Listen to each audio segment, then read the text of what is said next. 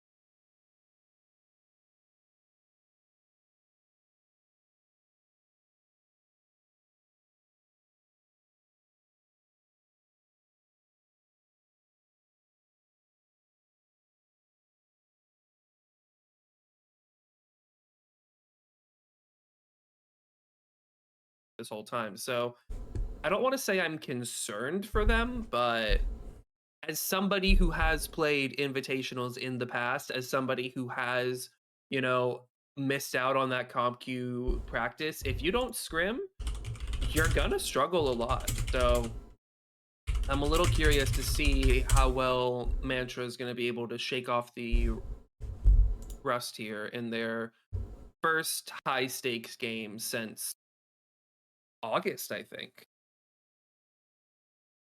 Yeah, I don't really think I got the chance to play Potato Carry on HPG, so I really can't speak a whole lot to their style of play on there. I think one thing we're definitely going to see is probably some plays being made in the basement. I know basement brawling is some kind of a taboo subject half the time, um, but I definitely think that if you can win the fight for Theta, you definitely put a lot of pressure on the other team because, again, you're either going to have to go for an outside cap or send more tonnage to go and try and take that Theta.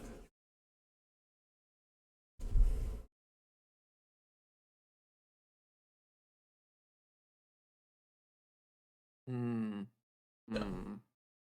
all right, I'm going to bring us over I see we're to. getting the true Div A experience where these teams don't want to lock. Well, I mean, there are. So Mantra is waiting on one right now still. So, Oh, yeah, they're not even a full 8. yeah. They had all 8 in here earlier. Um, but it'll be fine.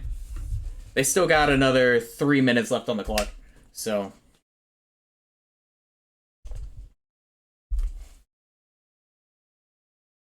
yeah, I definitely think this one's gonna go to drop 5. Like I know we were talking a little bit about earlier before the stream started. I think both these teams are pretty equal in skill. Especially with just the come up of Potato Carry, because I believe they started in Tournament of Stars, if I remember correctly. Um, where they played in Division B. Someone can correct me if I'm wrong there. While Mantra again has kind of been more of the established team, going all the way back to its KSG roots, if I remember correctly. I know some of their players were on there last year for the last CS. Hmm. Yeah, I would say I don't know because as I said earlier, CS games typically tend to be very stompy, even in top 12, even as things go by. You know, they still tend to lean. It's not very often we see a drop 5. So I would say that this is probably one of the more likely games that we'll see to drop 5. I mean, even if you look at the predictions, it is split down the middle as to who people think will win. I haven't really looked at who's at who's predicting what, but I mean, sometimes if you look at who's predicting what team will win, you can get kind of a clearer image of what things will be. But oh, Mantra, please lock. Mantra, please lock. Come on, come on. We can only talk so much. Yes, they're locked. So I would say that if I was to predict off the top of my head, I would say Potato Carry wins by a smidge. I wouldn't say it would be a blowout. I wouldn't say that they'll absolutely destroy him, but I think that if I was to bet, I would give like a 55% chance Potato Carry wins. Um, I would agree to that. Again, we just don't know how much Mantra has played together as a team recently. We don't know if they've been scrimming or anything. Because I do know Potato Curry has the advantage of playing in comp queue. Yeah, Um, true. I mean, maybe maybe Mokor and Red have been scrimming nonstop. Maybe they have just gone on their quiet little training arc and not told anybody, and they are just prepared and they are gonna blow out Potato Carry. But yeah, like I said, in invitationals, I mean, yeah, while they do complete their intended purpose usually of keeping strong teams out of the queue, I wouldn't say they achieved that purpose this year. I would say that there's definitely the downside of having absolutely zero knowledge about these invitational teams. yeah. Oh, both Both sides are teams are locked. locked. All right, fantastic here. All right, we're gonna go ahead and get this started.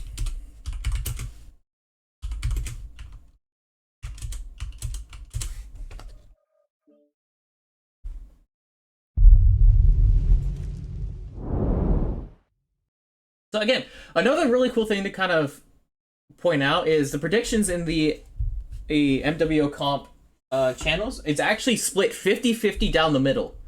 And I don't think I've seen that for any other early predictions on who's going to win this match. So I think, again, like, to have this as their game one to start off the season, I think it's going to be huge. All right, I'm going to fly over to the other side. All right, so team 2, Potato Carry, we are seeing an Executioner, a Jenner, a Viper, Mislinks, Highlander, Crusader, Shadowcat, Charger, and 7. So I would say this is a majority tradey deck with a few brawl stops. You know, the Crusader, Ebon Dragoon, Highlander are all mechs that either have some or no range potential, but really strong brawl ability. So I would say that they are prepped to sort of start as a trade open, and then once things get a little close, they have those brawl mechs ready to win it out. Yeah, so Mantra over here actually is carrying a Direwolf W, a Shadowcat, Firestarter, a Viper, an Execution, I believe an Arctic Wolf as well, if I saw it correctly. So, some more of those traditional setup traders. I believe the Firestarter actually might be light PPCs on it. Yeah, 2 light peeps, 6 moles. We also have a Stone Rhino 2, which is also going to be more of the standard year large Goss. So 2 100-tonner traders, which is going to be very, very interesting to kind of see how they're going to take control of the wall here.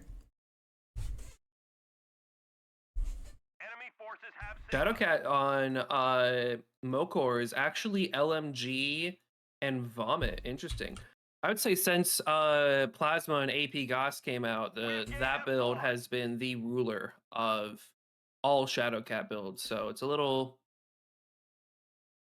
refreshing to see a non Plasma AP Goss build. But yeah, I would say that Mantra probably has the more trade heavy deck. Potato Carry, they might win if they decide to go for a brawl. However, Potato Carry is grouping up 5 mechs prepared to go into the basement, 6 mechs prepared to go down low. I mean, I hope for Mantra's sake they don't send any. Yeah, I don't think anybody's going down. I don't think they're really careful with Theta more so. I think they're waiting to see on what's going to be happening. Really just kind of get in the lay of the land, try to find out where their mechs are. Because, again, intelligence wins the game, right? If you know where everything's at, then you can counterplay it. And I will say, basement's probably the quickest way to lose if you go down there and you're not prepared and you get rocked. So maybe Mantra just understands, you know, we don't want to commit 6 mechs there, so maybe it's safer to just not commit anything at all. Of course, that does mean that they are going to lose any ability to get Theta, but you know, caps aren't going to be critical for a while. If they want to try to get trade superiority, they can. Winter's Rigger and the Direwolf is starting to get some opening shots, but not any serious damage yet. Mantra just seems to be totally fine though. Yeah. I wouldn't say Potato Carry is exposing any like serious trade powers, so I would say that the Stone Rhino and Dire are pretty safe, aside from this XC and this Shadowcat taking pot shots. I don't think the Highlander is even shot yet. Yeah. Mokor is trying to get a cheeky angle in the Shadowcat, but I don't even think he's in range. Yeah, I'm really surprised they're not really running beams and LMGs either, considering like that's probably like the second best build for that for the Shadowcat right now. Speaking of Shadowcats, Rabbit's down to 88% already, so I think he's definitely taken one too many burns start off the HP race. But yeah. I think Mantra's just okay to kind of sit for a minute. They're trying to, I think, figure out what's going on, allow the traders to do their trading things. Mokor has taken a bit of damage, as had Rabbit Squirrel. However, Potato seems to be making a push. It's a little weird. I don't feel like they have to make a play. They have a 3 cap, and they're not exactly losing their trades, but they feel like they gotta do something. So they are sending four jumpers up to kill Colonel Renard, who's not even aware. He doesn't even see them. Oh yeah, it's over. That's a free. Yeah, that's a free pick right there, ladies and gentlemen. Bye, Colonel. The question is get out. Bye. So I think they're taking a little bit too long on this. Actually, they're trying to go for torsos on him when realistically you could have gotten legs and just rolled him. Winter's Rigger's gonna go down here probably because again that pack's just gonna start rolling But here comes the Mantra rest of Mantra. is now sending all their lights in. Potato Carry may have overstayed their welcome. They're gonna get Winters, but I'm pretty sure they're going to lose a mech on the way out here. Rabbit Squirrel's down to 69%. Good try down to 73%, but nope, I stand corrected. Potato Yeah, Carry just gets out for that free. was that is a huge tonnage trade. Like that is amazing. That is perfect picture.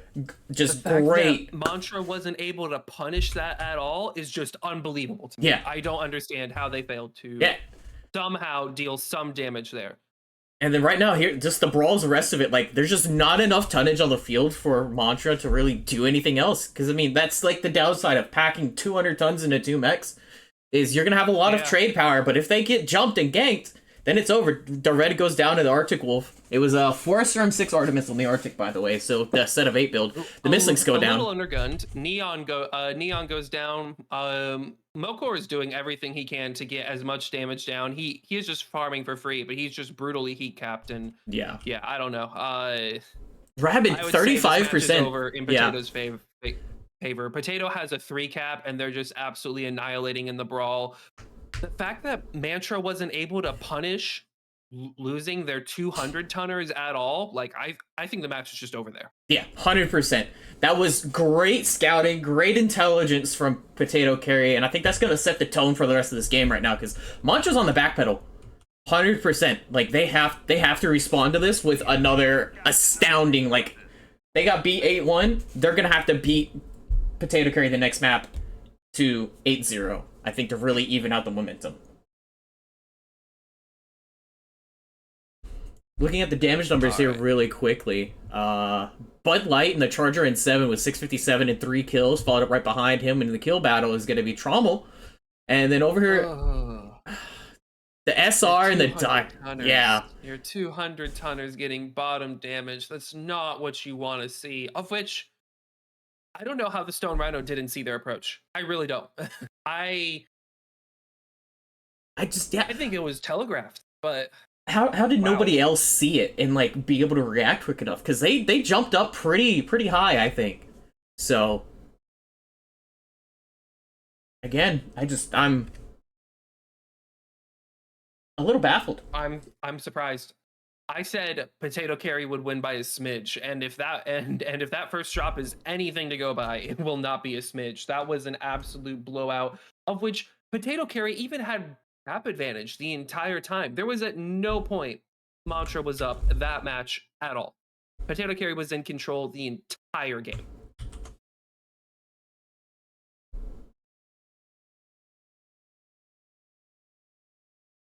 Yeah, again, it was just really interesting.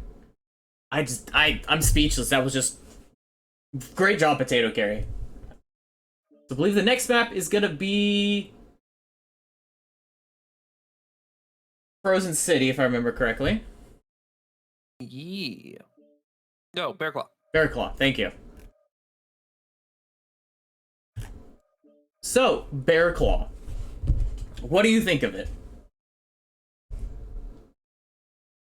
I would say of all the maps, Bear Claw is the second most brawl friendly in this pool. And given how Potato Carry played their last game, I think they're going to run a very aggro deck of a large wolf pack, a few fast heavies and assaults to go with it, Crusader, Hellfire, XC, Charger, things like that. And I think they're going to play very aggro. I think they're going to take up any fights they can to absolutely run down their opponents. I think Mantra is probably going to run a very stagnant trade deck, the same kind we saw on HPG. And I don't know. I would say this map is also tailored a bit towards being able to receive if you're on Team 1, but I mean, HPG was also tailored to be able to receive a brawl push, and look at how that happened. So who knows? But yeah, it's definitely going to be a little weird. Also, I just want to go back to the last game. I really think Mantra also kind of lost in the mech lab. A 2 light peep, 6 small laser fire starter, a 4 SRM-6 Artemis Arctic Wolf. Like, I don't know what year this is, but those are not the strong lights you want to bring anymore. Those are not good mechs Yeah. to bring in comp at the moment. They are so horrendously low on firepower. And I'm not going to say that's why they didn't win the match. Like, obviously there were much more glaring concerns, but every little bit helps. Yeah. So I think that's kind of been like the story of Mantra though, almost. Like if you look at their past couple of matches that they've had, like a lot of their stuff is like older meta. It's like I remember Red for the longest time kept running like the Wolfhounds and everything. The Wolfhound is a great mech in my opinion. I love it. It's such a fun mech to play, but the meta is just so yeah, much speed. You gotta be able to do multiple things at once, especially in your lighter mechs. yeah, I don't know. Out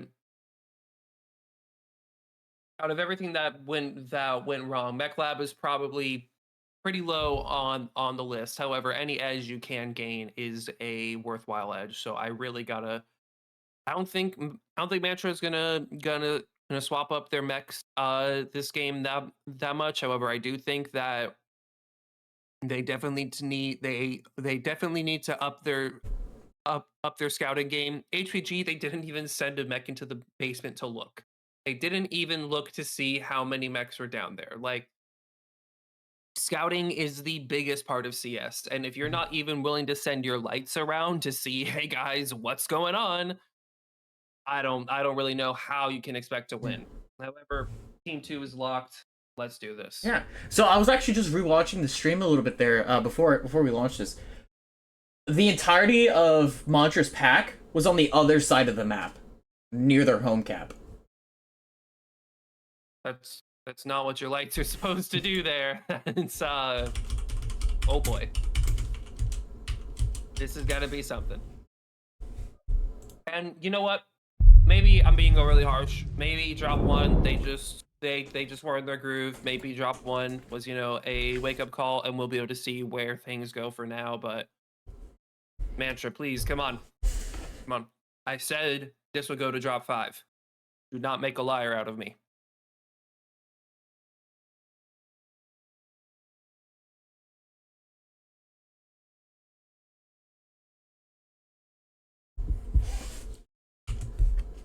Yeah. All right.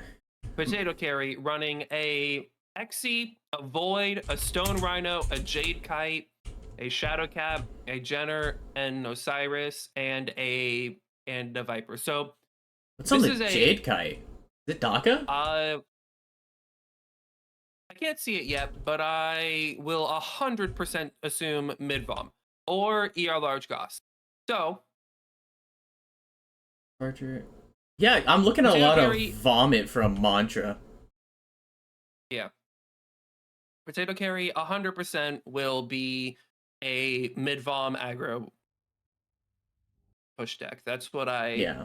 You got the That's what I Charger. feel will be going on here. Yeah, you got a Charger 1A1, a Longbow Overcharge, which again, like that mech has seen a lot of play. A Cap Spider, Viper, a Ice Ferret J, a Black Lantern D, and a Hellfire C. So, what's on the Ice Ferret is my question. Mantra might actually be the one running a brawl deck here. I will say that their picks are now much more in line with the current meta. Jade Kite has 4 AC5s and a plasma. Okay. Interesting. Stone Rhino is 4 10s and a plasma. Hellfire is large pulse and Goss or or Hags. Interesting overcharge build. Yeah, Heavy medium Jenner. Yeah, I'm looking at a lot of these brawling mechs from them. The Ice Ferret J Micro Pulse Heavy Machine Guns, the Blanner is a DPS build, and the Hellfire is running 4 SRM6, 2 Small Pulse, and 4 ER Micros. I feel like that's a little undergunned. In my opinion, I really do. I think it's undergunned, but it goes fast. Yeah. So, I'm a little curious. Mantra definitely has a lot more DPS, but Don't Oh, Are already they? shots being traded over Epsilon. Cap Spider definitely has me feeling a little weird, but It should be a we'll large see X how this pulse, goes. right? Yeah, Yeah. but What yeah, is? it's gonna be another game of run around and cap. I love Bear Claw. You can. This is one of the few maps where you can just run around and cap and not see the enemy the whole game. So Potato Carry has set up their caps as Theta, Gamma, Epsilon. Mantra looks to be making a pretty strong run for Gamma with their Blanner, Ice Ferret, and Viper, of Yeah. which Uh. who's guarding? Is it Rabbit? It's Rabbit Squirrel. Okay. Well, Yeah. he's quick enough to get out. Yeah. So, but Are we just yeah, playing Bear Ring Claw's Around the definitely a Rosie? weird map. Yeah, it's gonna be ring around the caps a lot, and oh boy, that means that we are in for a long game. It's really gonna depend on when these teams decide to fight, and it's gonna be way too Yeah, early to there call. But if might be a fight looking at the here with map Rabid right now. difference, Rabid's getting chased down by 3, but it looks like they're gonna back off and take the cap because they ran right past it yeah, first. Looks like they're also gonna go grab Sigma from Mantra as well. What is? What are the bigs from Mantra doing? I don't know. They look to be. Oh, Yep. they are swinging in for Theta. Oh, and Potato Carry hasn't scouted it yet. They might not be in position. The SR is but in. actually, Yeah, the Bud Light- SR. Look at him. Look at Bud him. Light is in position. However, I don't think he can 1v4, but it looks like the brawl might be occurring. I would say Mantra definitely has a definite DPS edge. It's all going to depend on how much opening damage Potato Carry can get. Oh, JBV takes a lot of damage in the spider. Gonna have to pull back. Not going to be able to get Theta. And that turns the attention of PCS to Theta now.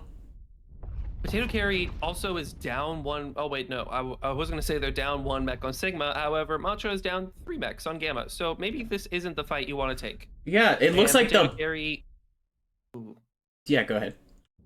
looks like even though they lost Gamma, they managed to get back Sigma, and Potato Carry is still fresh across the board. So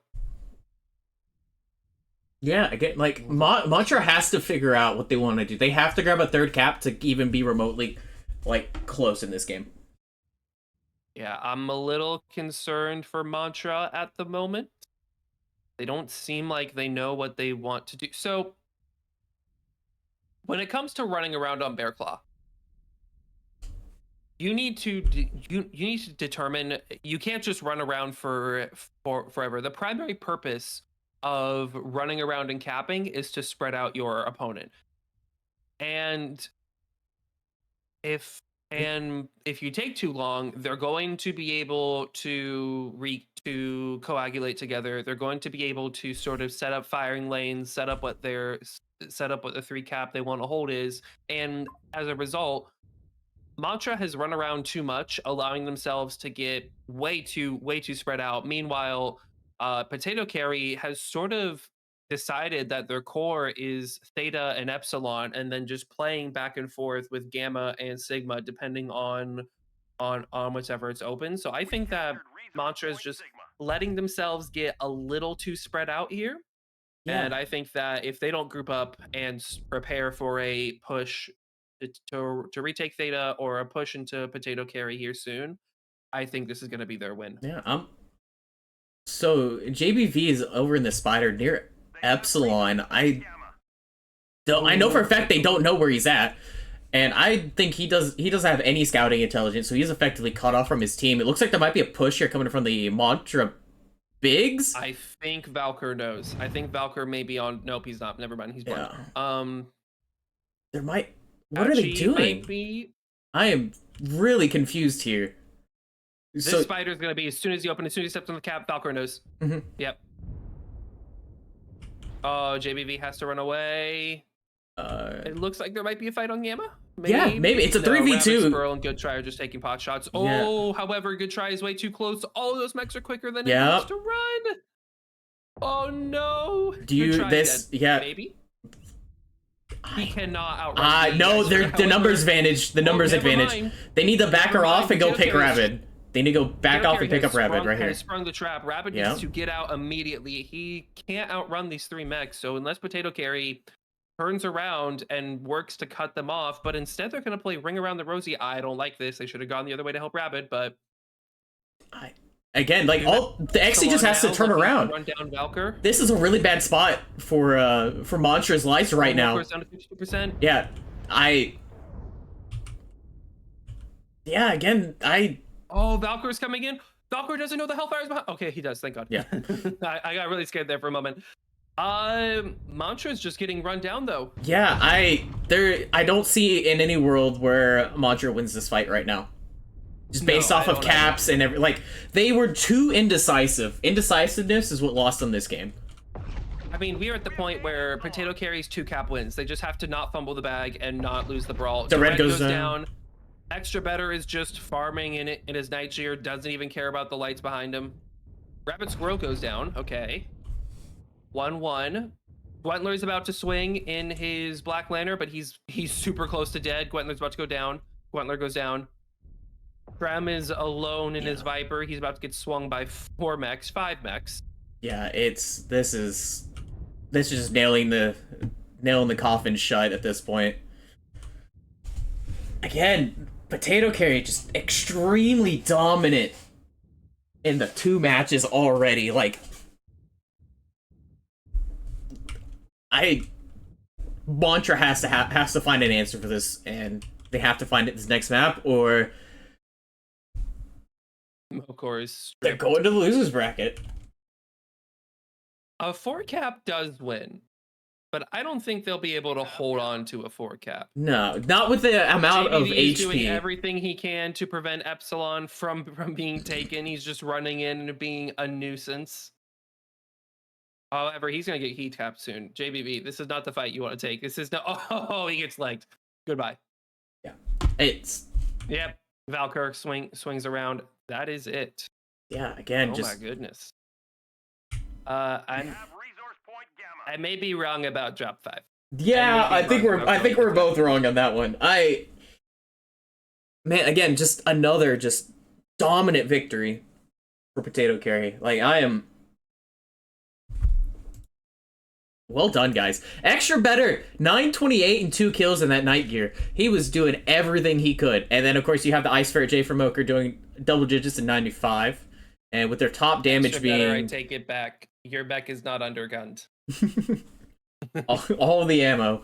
And then Old Hasso, I believe I'm saying that right, is at 275 with no kills with his longbow. So again, top damage was Dread hitting 286. Oh, was it? Oh, I see. Again, the damage numbers are pretty much telling in this fight.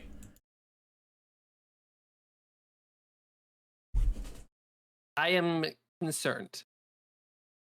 This is an invitational team that is getting mollywopped by a comp Q team who I believe was formed this year. Yeah, they were. They played TOS if I remember correctly. Oh, they did? Okay. Yeah. Next is Terra Terma. Almost put it on a Crucible for a second. That'd be fun. Yeah, I'm surprised they didn't pick that Terra over this one. Give me 1 second. I think a lot of players dislike the fact that Crucible had less ambient lighting, so it was darker. So I mean, I could see it. I personally like Crucible's map format better.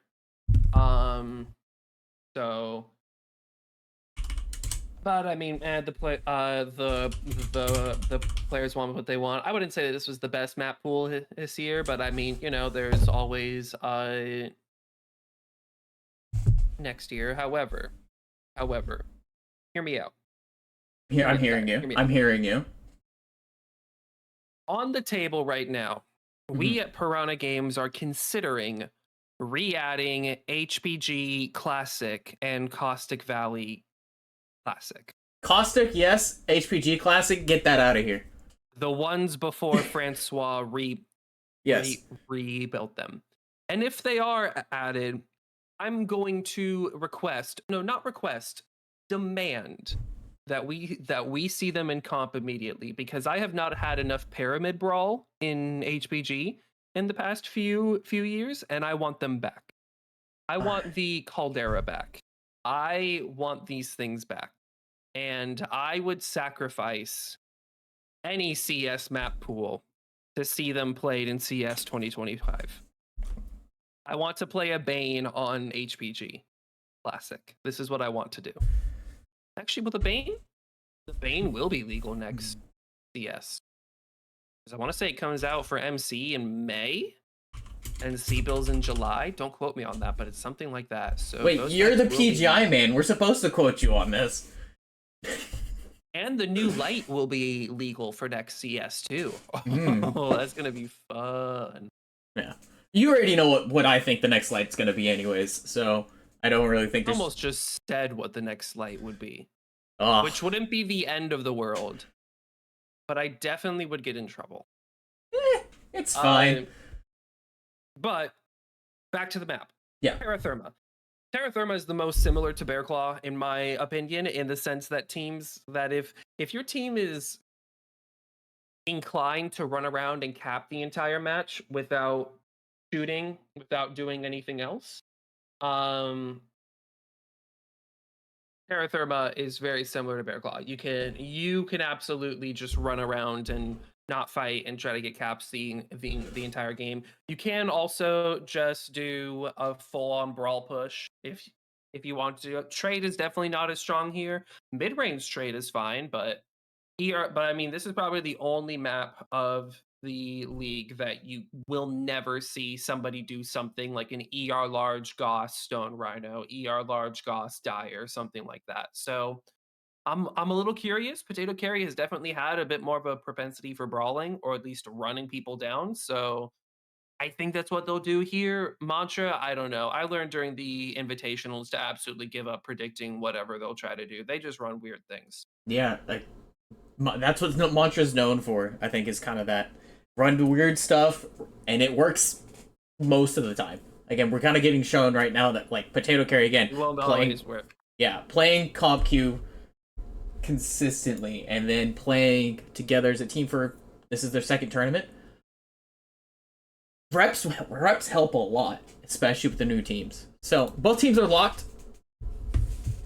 We're gonna be dropping in 3, 2, 1. Mantra is set up Alpha Charlie to go for side caps. ECS is set up similarly, but one mech is in Bravo. I do want to talk a little bit about how you're saying we're not going to see Earl Large Goss, Dire Wolves, and Stone Rhinos. I will say never. Because I've run into teams in the queue running the exact same thing, covering down caps. I can hope for their sake they won't. Yeah. All right. Oopsies. There we go. And Potato Carry is running Ice Ferret, Spider, Orion, Shadowcat, Crusader, Stone Rhino, Flea 19, Marauder Alpha. Oh boy, I know exactly what's going on here. Is it DACA press? No, it's gonna be a DACA cap strat. Ooh. Potato Carry strat is going to be to sit on Kappa and get Sigma and Gamma and have Overwatch over the world and just cap strat everything. That is going to be their strat. Yeah, that's... I'm very curious to see how this works, because like Team 1 has always historically been more of the pushy side, with Team 2 being more so of the receive, just because of firing lanes and everything. So I wonder if they're just going to send their bigs over to Theta and just hold it, and be like, ha, we have the DPS and the PPFLD to keep you away. Well, that is the beauty of a Kappa Sigma Gamma hold, is that you don't need to fight for Theta. Look at these builds here. Yeah. Mokor running another Vomit Shadowcat. Travis Girl also running a Vomit Shadowcat. Mantra's pulling out their Barraclaw deck again. I think that's what this is right here. XE, 3 Charger. Beam, 4 Serm, 4 Orion? Okay, Evan. I'm sorry. Continue. Yeah, I you're got fine. way You're too. fine. You're fine. Yeah, again, I think this is just the Bear Claw deck from Mantra again. So I'm just really curious to see. We're gonna kind of see what Theta has going on here. Um, but wait, I'm sorry. You said 3 beam. 3 beam, 4 4 Orion 2C. Heaven Warrior, I owe you an apology. I was not familiar with your game. That is awesome because I know it has the laser HSL if I remember correctly. Yes, it has energy HSL. Yeah. Yeah. So good try and Trommel making a little bit of a play for Theta, but not really running in. Good try chain firing his mag shots to deny the cap. I hate that so much, but it Yeah, works. Mantra needs to go in now. They have to go in and grab this Theta cap and just set up and just set up the 3 cap hold. We got Moker up in the volcano, by the way. Yep. I think Let's he's see going to try running. to scare off anybody. Good try takes a lot of damage in that poke. So here's the sitch. Potato Carry has set up on top of Kappa with full Overwatch, but their strat will not work unless they are able to get Sigma. So you can see Patchy and his spider running over. JBV is sort of keeping an eye on it. He sees the spider, and Mantra here probably understands if we lose Sigma, Potato Carry can just sit for a while. However, anything they send to sort of stop the cap will have to go through the Stone Rhino, and that's a Spider 5e with Cap Excel. Cap Excel skills. Like, you're not getting that. And Valkor here has full Overwatch of Gamma in his ER large Crusader. So You are large. I'm a little Interesting. curious now. How is Mantra gonna break this? How are they gonna stop this 3 cap? Potato Carry is set up to receive a brawl with full Overwatch. So the way Mantra could get a cap, like if they want to get Gamma, they would have to put a mech in front of Gamma to trade with these mechs and bleed armor while somebody caps it. And they are sending a wolf pack for Gamma. So they do know they need to get cap back. But here is where Valkyr comes into play. Is that the moment Gamma starts going down, assuming Valkor looks at Gamma to do his one job of defending the cap. Valkyr, thank you. Earth to Valkyr. There we go. Can he even Valkyr needs to reach? chain fire in order to stop the cap from getting lost. If you also look, Patchy appears to actually be going for the back cap towards Epsilon, but I think he... Nope, never mind. He saw the 4 assault mechs that are over there and said on second thought, we're not going to do that. So, again, Valkyr, oh no, Valkyr, you gotta shoot the fire starter, Valkyr, no! Oh, is Gamma gonna be lost? Is he gonna fail to... No, there's no way. So... Mantra's doing their best to screen, and they're just willing to bleed as much arm. Valkyr, you have to look at the cap, please. Please just look at Gamma. Do not worry about the shadow cap. Again, they're grabbing Epsilon right now.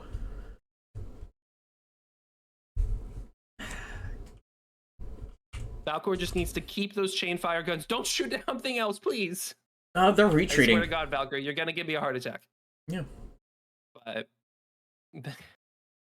What? that was definitely something. I She does at least neutralize Epsilon, which is a start. However, there are 3 assaults there. They need to get the hell out of Dodge.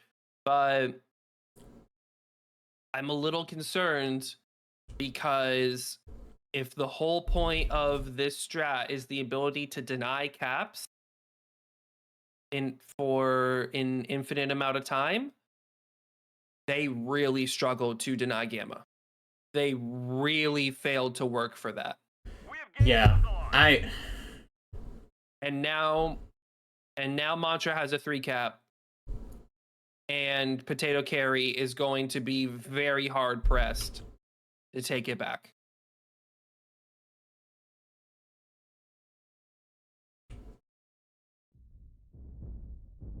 Oh, really? Rabbit and Mocha are looking at each other.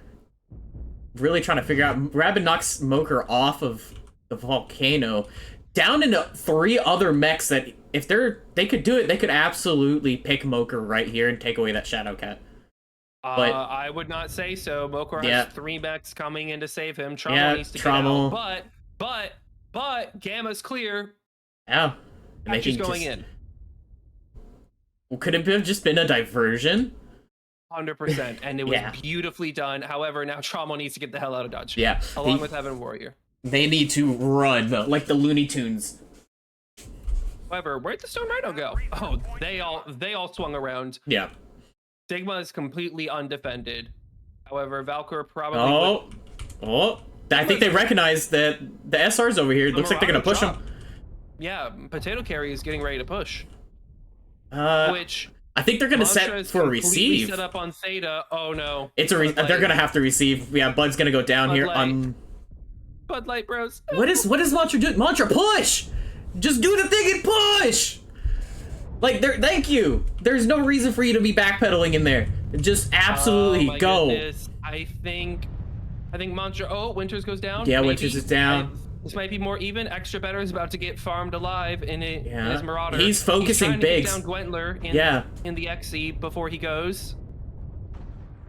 Extra goes down. I think this is Operation Spider needs the cap. Yeah, 100%. Patchy's going for Epsilon though. Yeah. Which is completely unguarded. Again, Potato Carry has a mech going for Theta. Mantra seems to understand that maybe they don't want to push that. However, JBV's not going. Okay, he's going for Gamma. That's good. That's good. Patchy needs to get out of dodge. Trommel is going to take Epsilon. Potato Carry still has a win con. I would say they're a lot worse for wear now, but they still can pull this out. Yeah, Rem they have the Epsilon. caps. Potato has the caps now. Yeah, but their wolf pack is not near as good looking.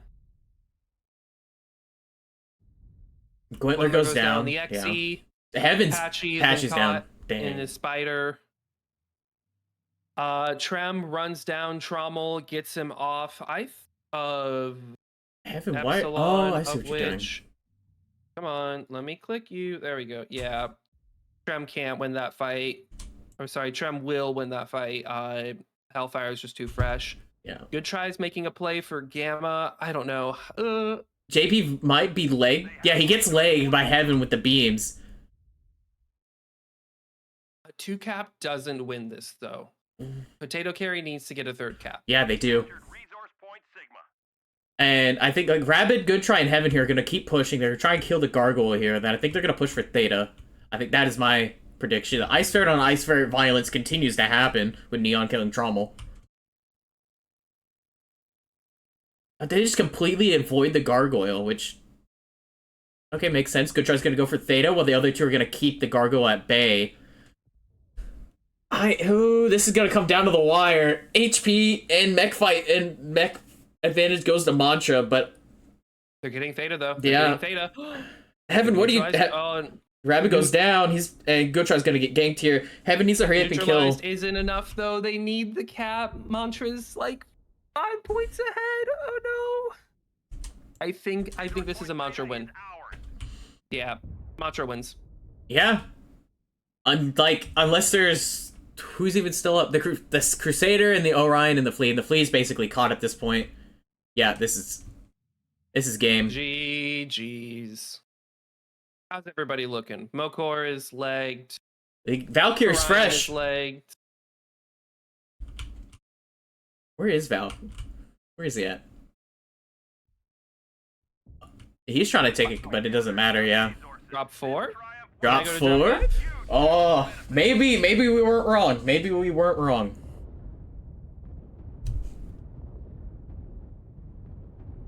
Looking at the damage, the Gargoyle from Evan is going to be 710 with 1 kill. Patchy doing 31 damage, but a minute 22 on Cap. That's his whole job right there. That is his, hey, I did good, was having that much cap time. If he stayed alive just a little bit longer, I think it would have been a bit of a different story. But then you also have Trommel doing 98. You can't have that from your Ice Ferret. Especially with that DPS, you need him to be able to be there to the fight. And then Sixter and actually Heaven from 659 with 2 kills in that Orion. Very based Orion. We love that.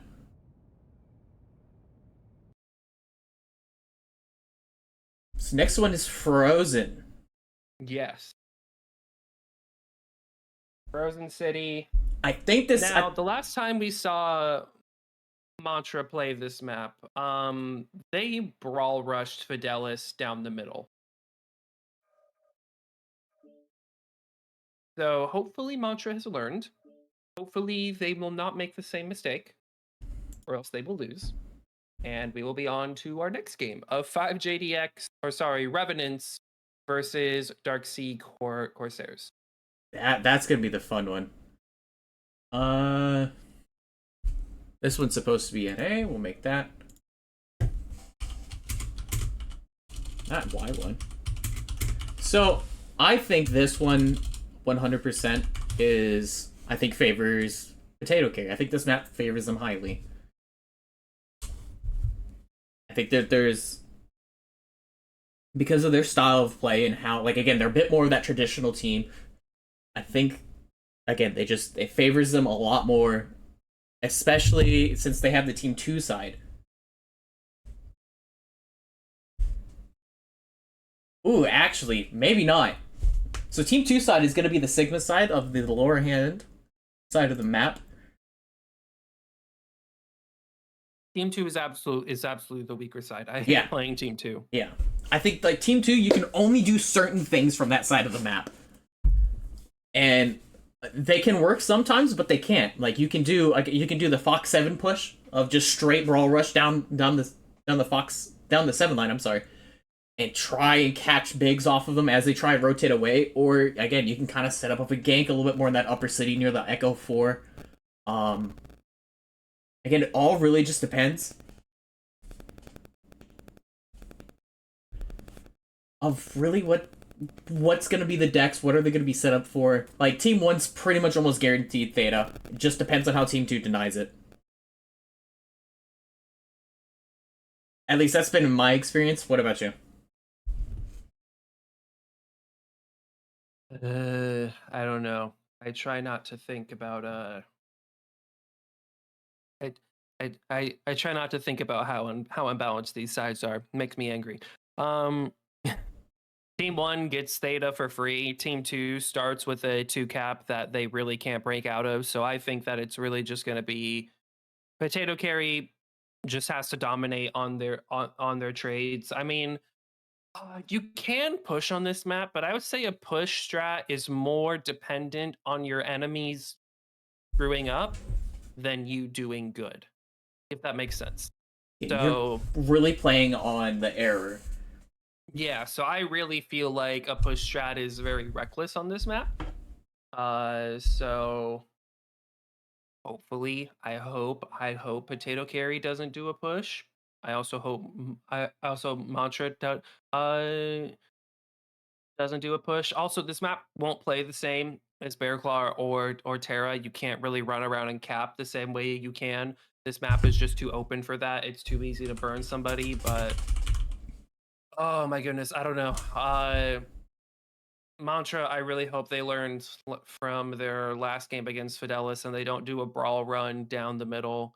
Potato Carry, I don't think I've ever fought Potato Carry on this map, to be honest. And if they have, I mean, if I have, it was so long ago in comp queue that I cannot be reasonably expected to remember it. I vividly remember Frozen drop decks from Potato Carry, and again, like, I only played them from the Team 2 side, so I know their Team 1 is extremely solid. I've never gotten the chance to play them again when they play Team 2, so I don't know what their deck is. But I think that their traders are significantly better than Montra's traders. I think that much is obvious. Potato Carry, again, has pretty much won in the mech level, in my opinion, on every single drop. I think it comes down to the pack. Whose pack is better? And I think they're kind of even right now at this point, if I'm being honest. Because there hasn't been, like, really any big amazing plays from the pack minus the pick on HBG. Yeah, I would definitely say that. I would definitely say I feel like Mantra has a stronger. Mm, mm, mm. Yeah, Yeah, Mantra has a stronger pack, marginally. it's just that slight edge, right? Slight edge, yes. However, Mantra definitely skill wise, I would say they have a stronger pack, but they also have had very questionable strats. So who knows? Yeah, we're And we waiting. will hopefully know shortly because this team is already up. So please, for the love of all things good, lock. All right, we're There we going go. in Awesome. 3, Let's go. 2, 1. The button has been pressed, swapping us over. Yeah, again, I just feel like this map favors Potato Carry, and I think this is why they picked it as drop 4. I think they know that they can win successfully on this map, and that's why they picked it, and they don't really care about the team side. So, All right. Potato Carry. Flea 19, XEA, Hellfire Void, Osiris 3D, Shadowcat, Longbow Overcharge, Stone Rhino, Ice Ferret. This feels like a mid-vom push. yeah? That's what it feels like. Mid-vom push. Probably. Interesting. Interesting. I don't... Mantra. What are I'm flying what are all... these guys doing? Yeah. What are they bringing? Boger's Ice Ferret J, Incubus Saber, and the Black Lantern D, so that's interesting. I think the Saber might... What's the Saber running? I won't tell us yet. I'm probably going to be the mix of your typical build, probably Micropulse, machine guns, SRMs, and there might be flamers on it. Then we got a longbow, overcharge, gargoyle, and it's the same deck as last time, minus the addition of the saber.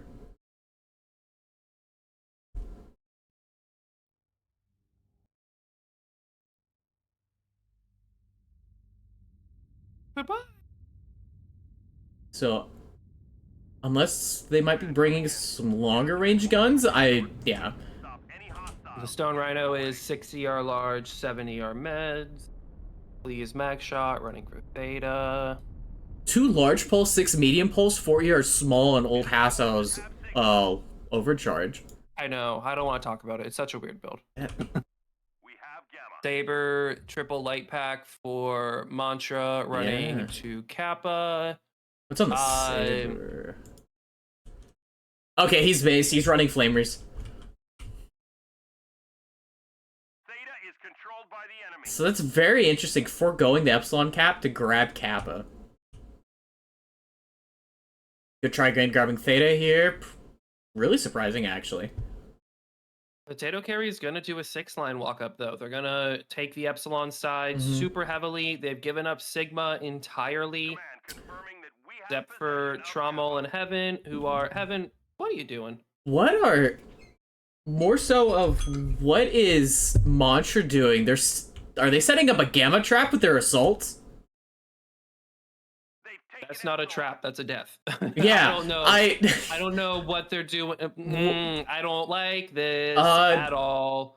Good what are they Try's gonna see doing? it, and he's gonna get the hell out of Dodge. Yep. Good Yep. Try immediately leaves because he saw 3 assaults sitting here. What? Why move, Mantra? Like, they know you're there already. It's over. You're gonna have to do something else. Look, Oh boy. I'm slightly Mantra's confused. all swinging back. Potato Carry Yeah. is swinging in towards the 6th line. This is just going to be an Epsilon fight. Good Yeah. old-fashioned Epsi fight.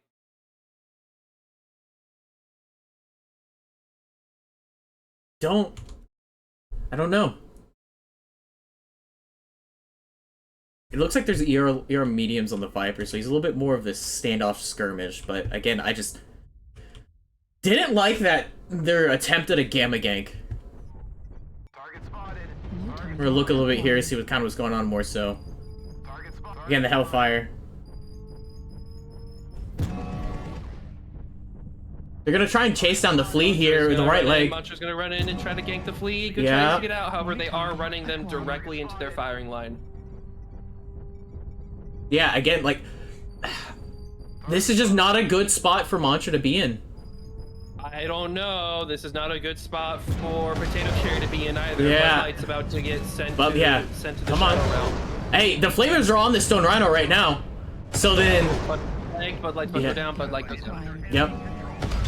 And Potato now has a 4 cap. Yeah. I think Mantra just won this. I don't know how they lose this. Yeah.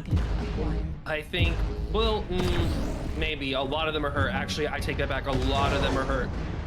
The JBV and the Saber is riding the heat bar right now with the flamers. The Valkyrie's about to go down. Just giving up their assault mechs to die? Trommel's about to go down. What in the, huh? Yeah, I don't. New target What was? acquired. Well, good news is we're getting drop 5. I am in confusion. Yeah.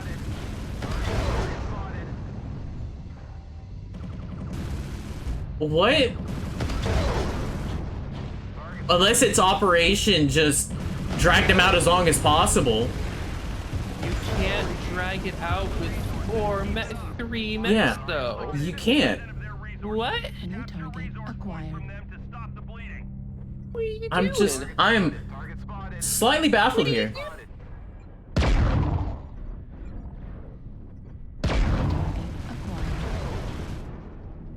No, Evan Warrior's lagged. Yeah, go try to slag. Come in and save the day, but Rabid's gonna die. Rabid's the last one alive. Yeah, he. And he's open leg. Yeah, maybe we are going to drop 5. Momentum's all in Mantra's favor right now. Heat level critical. Wow. Yeah, I really thought that, like, just looking at HP values, like, the longbow is still relatively okay. Gargoyle has just cooked himself more than anything. The Hellfire was halved. Yeah, That was definitely one of the games of all time. that is a game, yes. Looking at the damage numbers here, Trauma doing 95 in the Ice Ferret is the lowest one here. Then we're looking 458 coming from Extra Better in his longbow. Over here on the Mantra side, damage numbers are actually pretty even for the most part, except for the Red going 406. I don't think I have anything to say. I don't know if I have anything to say. That was horrible for Potato Carry. Yeah, everything that could go wrong went wrong. However, it's everybody's favorite bog. Yep, don't forget we gotta switch sides. Yep. Oh, they're making us work. All right. No. Making you work, not me. I'm just here for... I don't know why I'm here. Somebody told me to sign up and I did. And now I'm here. But yeah, wow. I guess every team needs a stomp, seeing as Mantra got stomped in game 1. Looks like Potato gets stomped in game 4, but we are off to a match 5. Okay. Yeah. I mean, we did call it saying it was going to go to 5, just not in the way that we thought it was going to go. Thank you for not making a liar out of me, but Potato Carry, you don't have to throw in my honor. I appreciate it, but not required. Make sure we get the overlays swapped for the match. EU server.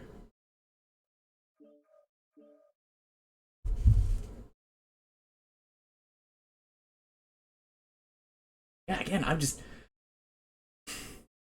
don't know how to feel.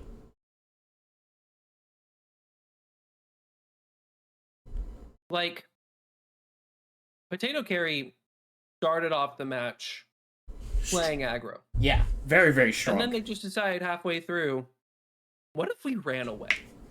What if we didn't fight?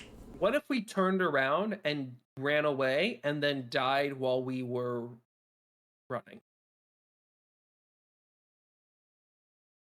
I think they were trying to do an 80% speed run of losing the match the fastest. Or maybe Mantra's just incapable of having a normal match on that map because, you know, if you think about it, they got killed by Fidelis in like 5 minutes. Mm-hmm. And then they kill Potato Carry in 5 minutes. Maybe that's their like internal timer of we have 5 minutes to play this map and we need to win or lose. I mean, again, props to Mantra for like the unorthodox and somehow making it work, and just by capitalizing on mistakes made. Because like Potato Carry was nothing but filled of mistakes. Like every single opportunity that they had to win that drop, they didn't take it. The moment they had a 4 gap, the game was over because Mantra was already killing their bigs. Oh no, I just.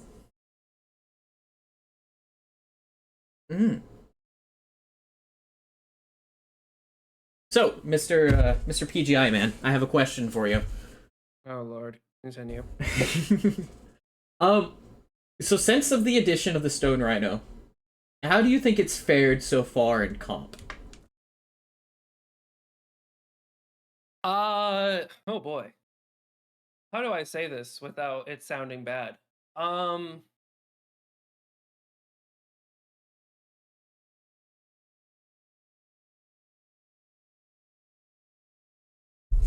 In comp, 99% of the time, speed is key. And the primary thing that held back the Dire Wolf was its lack of speed. The Stone Rhino went, what if we had the firepower of a Dire Wolf, but made it faster? So I think the Stone Rhino and the Crusader are two meta-defining new mechs to be added. When it comes to, I would say the Crusader was as meta-defining for quick play purely because the 6T obviously was, the Krail was not meta-defining, but it was fun. Yeah. But beyond that, like, you know, I wouldn't really say it was meta-defining. The Stone Rhino, on the other hand, every Stone Rhino variant excelled at something. So I think that the Stone Rhino has quickly solidified itself as one of the best comp assaults you can bring. Do I think the Bane will do that? No. I think the Bane just has a lot less going for it in a competitive environment. Now, obviously, quick play and comp are different things, but I think in a competitive environment, the Bane has a lot less going for it. I think the new light mech will definitely be a staple next CS. I think the new light mech following the Bane will be incredibly powerful for comp. For quick play, Really? I'm not as sure. For comp, I'm positive. Right. All right. Well, hey, speaking of that, we're going to get the 5th drop on the way. Again, I don't know who's going to win this one. Everything's kind of out the window right now. But I do think you're right with the aspects of the Stone Rhino being basic. I think the Stone Rhino is almost an auto pick on every map, regardless of what it is, because of just how versatile the platform is. Not so much in the sense of like the 6T, for instance. The 6T was, I think, right mech at the right time for the right meta last year. Yeah. All right. Mantra, because, you know, I'm on Team 2, and this is the first time they're on Team 2. Mantra is running a Flea, a Void, a Shadowcat, an XC, a Gargoyle, a Stone Rhino, a Viper, and an Arctic... Stop bringing the Arctic Wolf. Please, I beg you, stop bringing the Arctic Wolf. It's not good. or at least or at least the prime isn't good. What's on their stone right now? ER large cost. Okay. Monster's probably going to play this the same way they played HPG, where they just have a few brawl stops, but then it's a majority cap control trade deck. Well, I don't have anything better for you. We have an Arctic Cheetah, an Osiris, a Madcap Mark II, a Stone Rhino, a Crusader, a Charger, a Jenner 2C, and a Shadow Cat. The ever so wonderful Arctic Cheetah is 8 AP Gauss. The Osiris again has been that typical Osiris that they've brought just about every drop. The Mad Cat, probably 4AC5 2 Plasma, 4AC10 2 Plasma on the Stone Rhino. I think that's a little bit undergunned actually. 2 Snub, 12 Smalls on the Crusader. And then Shadowcat's running typical. It's an N7. What else do you expect of it? And then 4 heavy mediums coming from Good Try and the Gender 2C.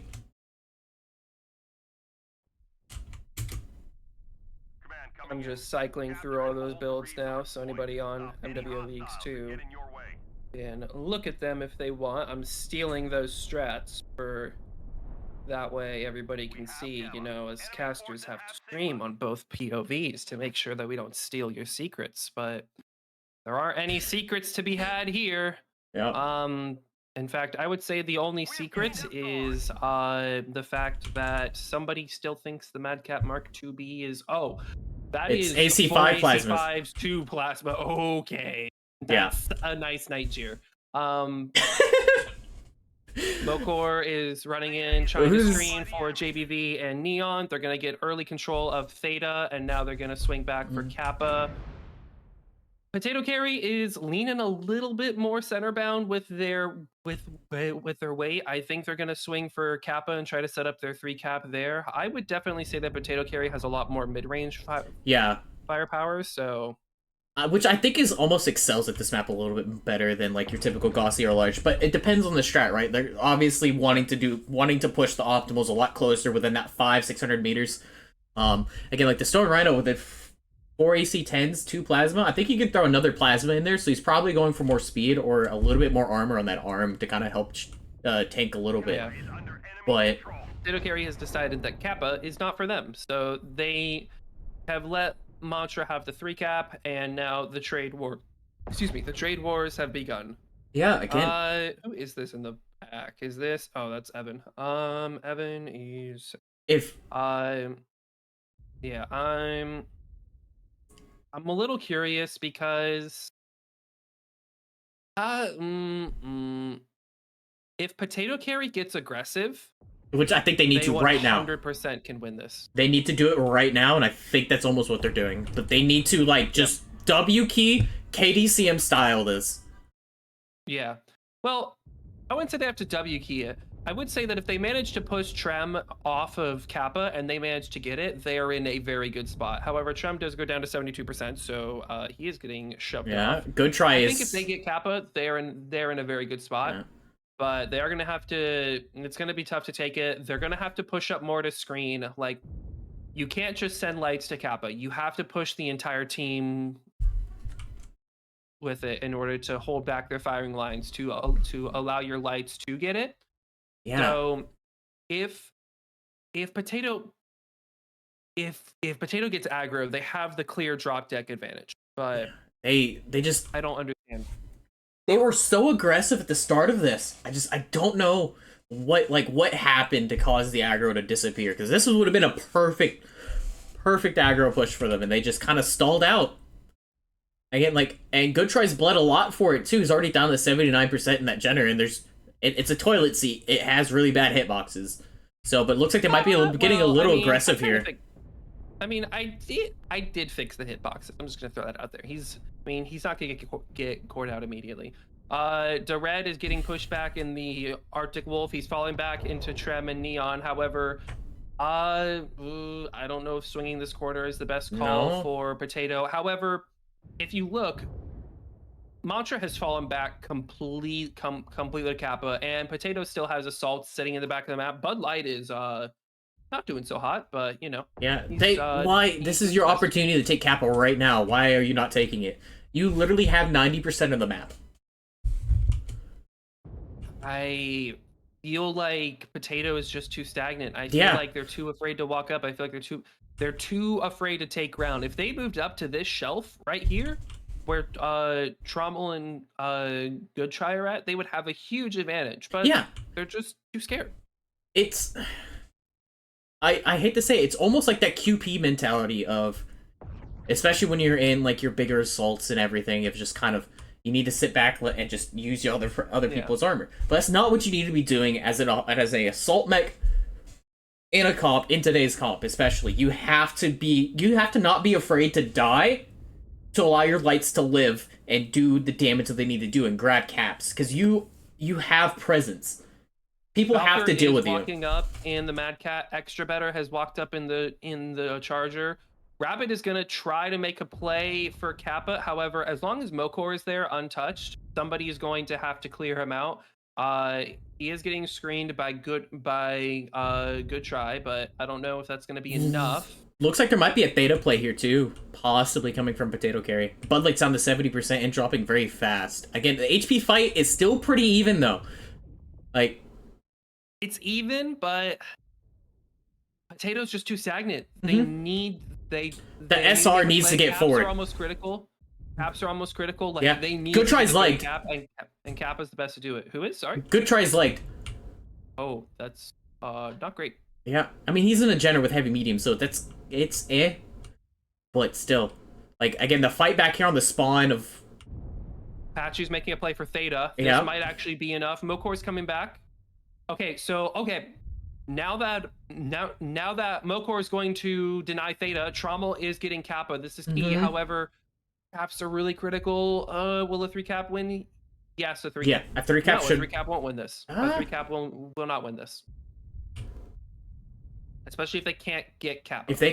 If he could just decap Theta, I think it's a bit of a like it might be able If to he help. can decap But Theta, he's dead. it's fine. It doesn't matter. Patchy goes down. He gave his life for Commander yo. confirming that we have possession of Potato, Kappa. please. This ain't it. Yeah, you This ain't need. it, Potato, please. You have them shoved into a corner, Potato. Viper goes down by Bud Light. Bud Light needs to get aggressive. He needs to just throw his mech at a wall. They just need to either kill or cap at this point.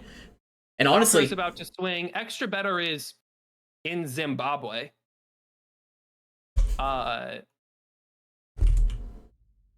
Rommel's trying to get aggro. Like they have Potato Carry corralled. I mean, Potato Carry Rattles has down. corralled Mantra into the back of the map. Mantra's getting Gamma. yeah, I think this is it. I think this is it. Mantra with the Mantra has reverse won sweep. top 5, I think. Yeah, they've won. Potato Carry is just delaying the inevitable now. Yeah, again, it's just. I think it was rookie mistakes. I think. They have resource point Gamma. Like, yeah, this game's essentially done. Mantra has the HP pool. They have the mech advantage. Yeah, I think again, it's just What is happening? congrats to Mantra for pulling it out. Pulling it back, but like We've captured Potato resource Carry. point Sigma. it was in the palm of your hand. Extra better is probably gonna kill the red here. Maybe. Maybe. Oh, I don't know. Okay, no, we're done. Next game. Bring on Revenants, bring on DSC. I'm over this. I'm over it. We're done. We're done. Next game, please. Chicken Man, get in here. Bacon Lord, get in here. It's over. We're done. Woo! Congrats, Mantra. I- This is, yeah. Good try. Good. Trommel's can't. down, yeah. Enemy forces have Like, Mantra, again, just somehow Lord kills managing. Why? Managed. I don't like this. They managed to pull it off on drop Potato 5. Carry, snapping defeat from the jaws of victory. Yeah. I don't. Yeah. tapped enough resources. We I think failed. just mistakes were made, and they were glaring mistakes. Potato Carry can come back from this, 100%. Next game, please. Yeah.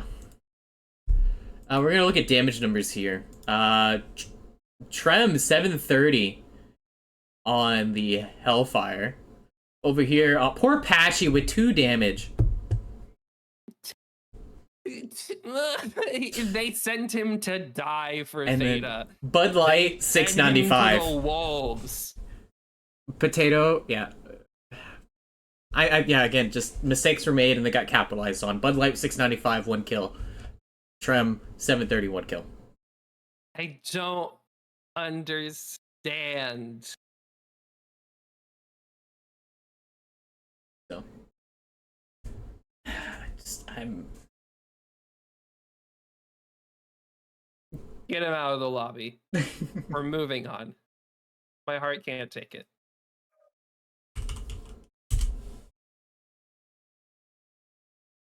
All right, well, anyways, ladies and gentlemen, boys and girls, thank you so much for tuning in onto this drop. Catch us in about a couple of minutes. We're actually going to be doing the 10th Legion, the 10th Flying Guards, my apologies, 10th Flying Guards Revenants versus Drop C Corsairs in the next match. We'll be going on in about 5 to 6 minutes. So there's going to be a small little break in between just so we can get everything set up, get some water, stretch your legs for a second, and then we're going to go right back into it. So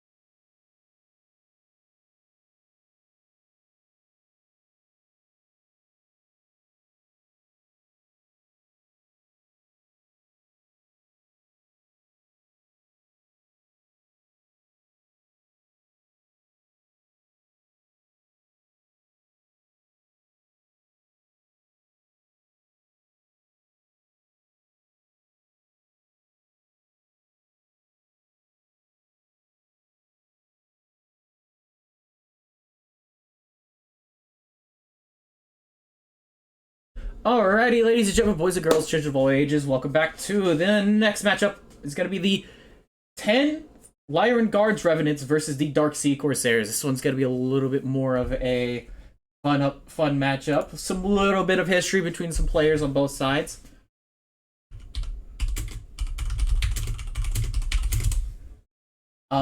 So yeah, you got anything to say about this one, Tios? I'm still mad about the last game, so no. Potato Carry, you were this close to greatness, and if I didn't predict you, if I didn't bet on you, I wouldn't be as mad. But that was something. But yeah, 10th Lyran Guards, Revenants, formerly known as 5JDX, formerly known as Black Omen, formerly known as, I don't know, JGXB team, against Dark Sea Corsairs, who has like 6 to 10 Equilibrium players on their team. So names are weird. Is it the Equilibrium Corsairs at this point?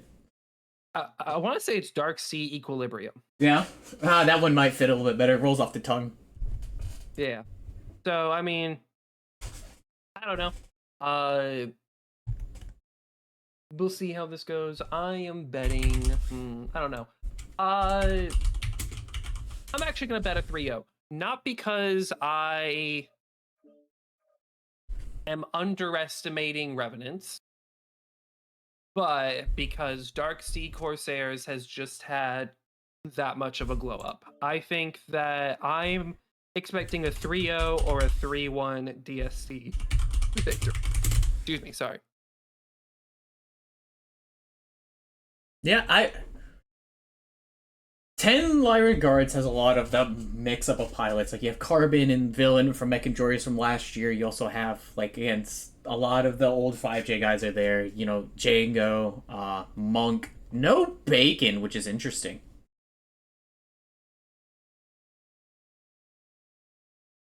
Also, I'm just gonna say this now. I know you're called Revenants. I am sorry if I say your name wrong. However, you all still have 5 JDX tags. So I'm going to make a mistake. I apologize. But yeah. Oh, Dark Sea Corsairs tagged up a lot of them. They're almost all unified now. Go them. Almost. But yeah, I don't know. Are we ready to start the map in? Yeah, if you want to send it to them real quick. I'm just trying to find my sticky notes, but that's fine.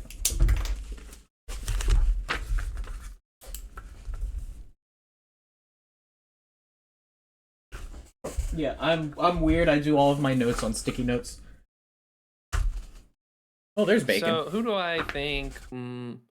I think both of these teams are fairly versed in all maps. I am betting Revenants will want to play Bog, and I am betting Dark Sea Corsairs will want to play HPG.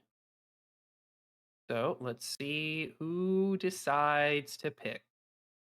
Yeah, so it's 10 Lyran Guards are the ones that pick first. Then it'll be Dark Sea.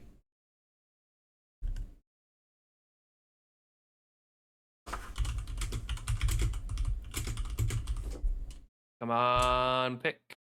Come on, pick. Pick a map. Pick a map. If you don't pick a map, I'm banning you from MWO.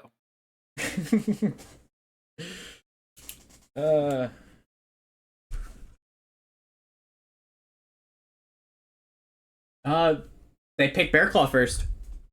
Oh, my prediction was wrong. But I said Dark Sea Corsairs would pick HPG.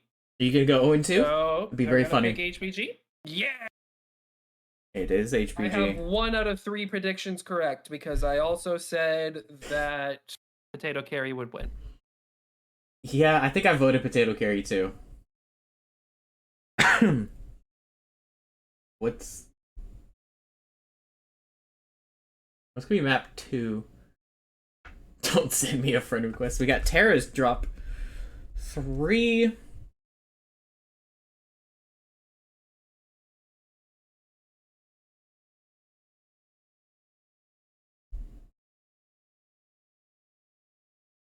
Can't let the Q Dodgers win.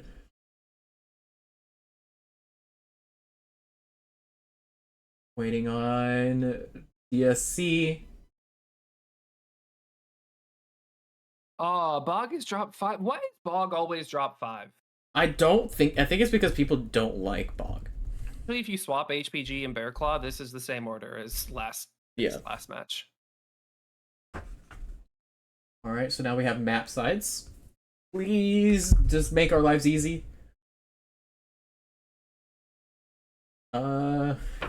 Looks like 10 Iron Guards is going to be team 2.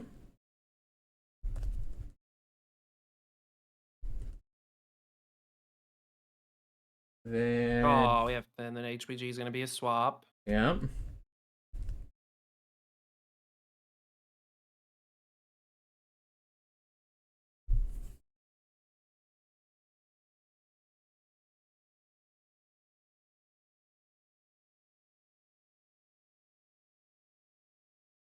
Come on, map 3. Oh.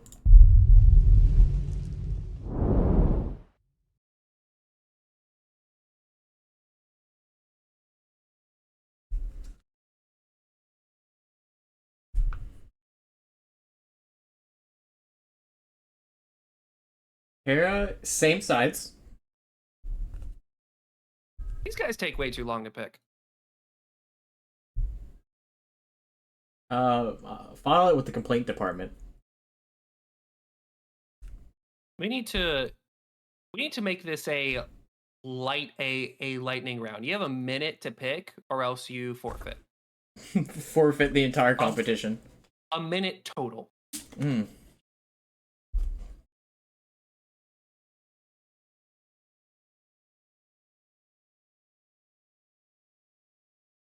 Man, I feel like these are gonna be just like scrim lobbies where everyone takes 30 minutes to get one drop done.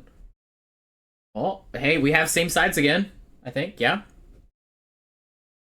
Come on, come on, come on, come on, come on, come on, come on, come on. Pick the same side for Bog so we don't have to do work. No. Fuck. Can I swear for this? Yeah, I think so. Alright, so the map order is going to be Bear Claw, HPG, Terra, Frozen City, and Bog. Bing back Bog. Bing back Bog. Alright, we're going to go ahead and go. I gotta check again. Yeah, we do. Okay. 5 JD. Already did it. Team 2 is... Team 2 is Revenant. Yeah. We gotta swap. Yes, we do.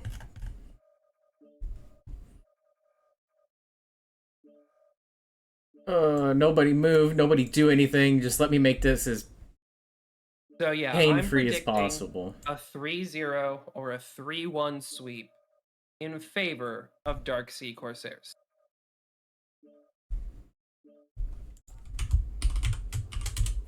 Yeah, I can see it. That is what I am predicting. I kind of want this to go to drop 5 again.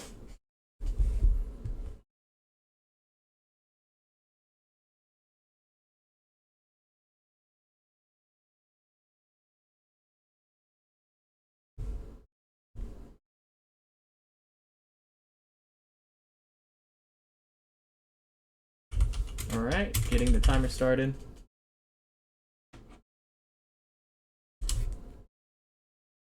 Alrighty. What do I think? I think DSC. Ooh.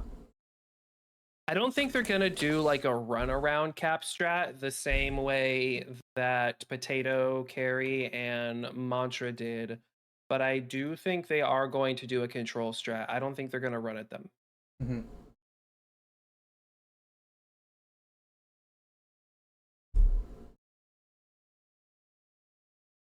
Yeah, I don't think so either.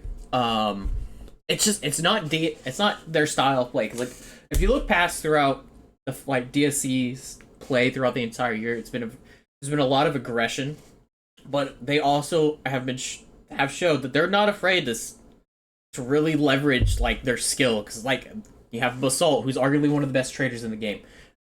Chicken, who's just one of the best overall players. Like, there's not many people that can go up against Chicken and win against him in a 1v1. And then you also have Niam, who's, again, really, really good aim, right up there next to Assault.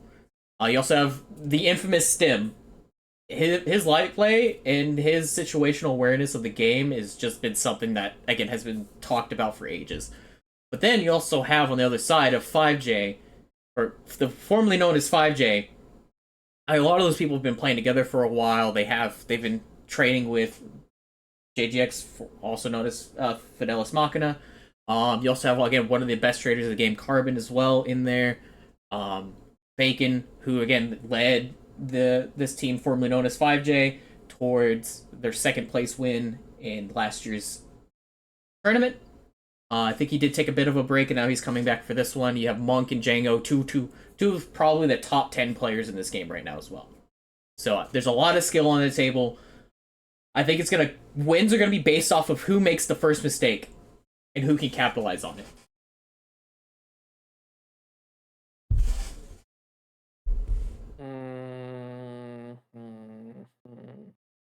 I think 5JDX is going to run a 5-man wolf pack, and they're going to try to run around, get picks, and kill people. Makes sense. It's effective.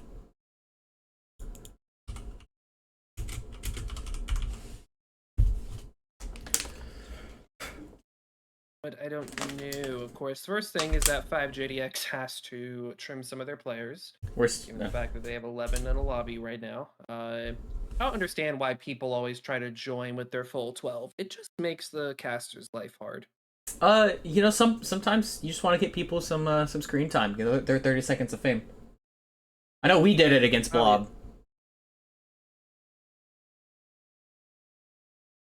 You know, kind of everyone hit him with the, "Hi, Mom, I'm on camera." You know. So, the really unfortunate thing about Bear Claw is, like, the drop zones are so close together, you can't really tell anything off of spawns. Like, there's some maps you can kind of tell, like, oh, yeah, they're gonna, you know, do a push down the right side, or, hey, they're gonna set up for more of a traditional trade strat. You can't really do that necessarily with Bear Claw.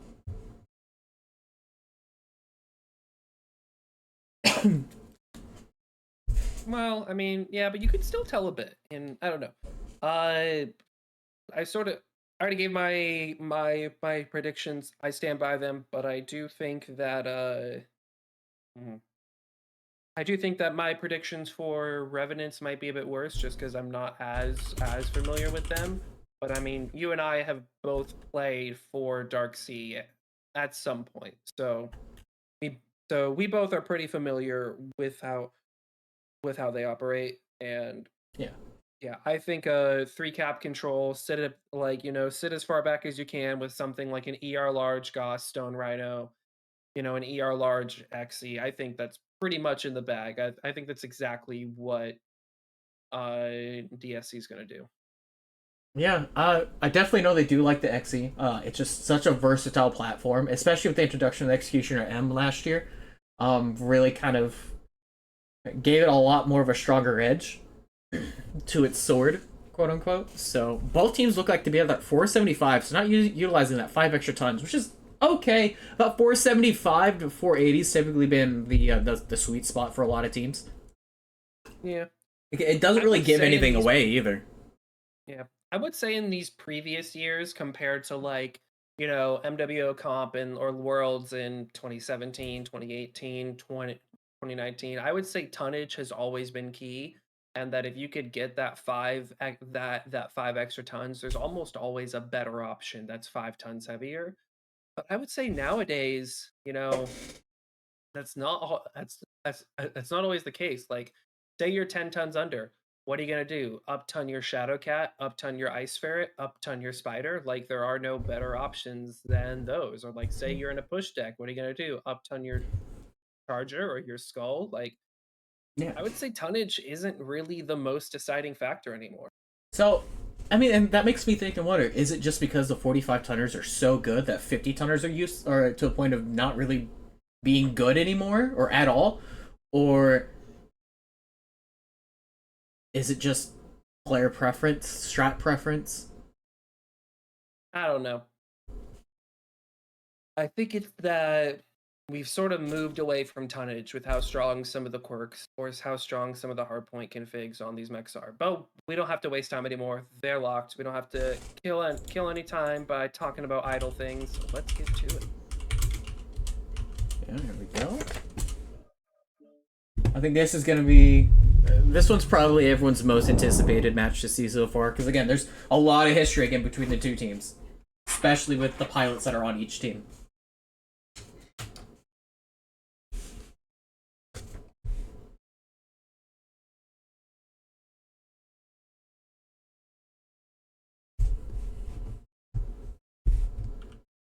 Alright, I'm flying over towards the Sigma side. Alrighty. Revenant is running a Stone Rhino, Marauder 2C, Atlas RS, Blackjack, Ice Ferret, Viper, Javelin, Osiris. So this is gonna be a very, how do I put this? It's gonna be a mid-range vomit, sort of just walk at the enemy.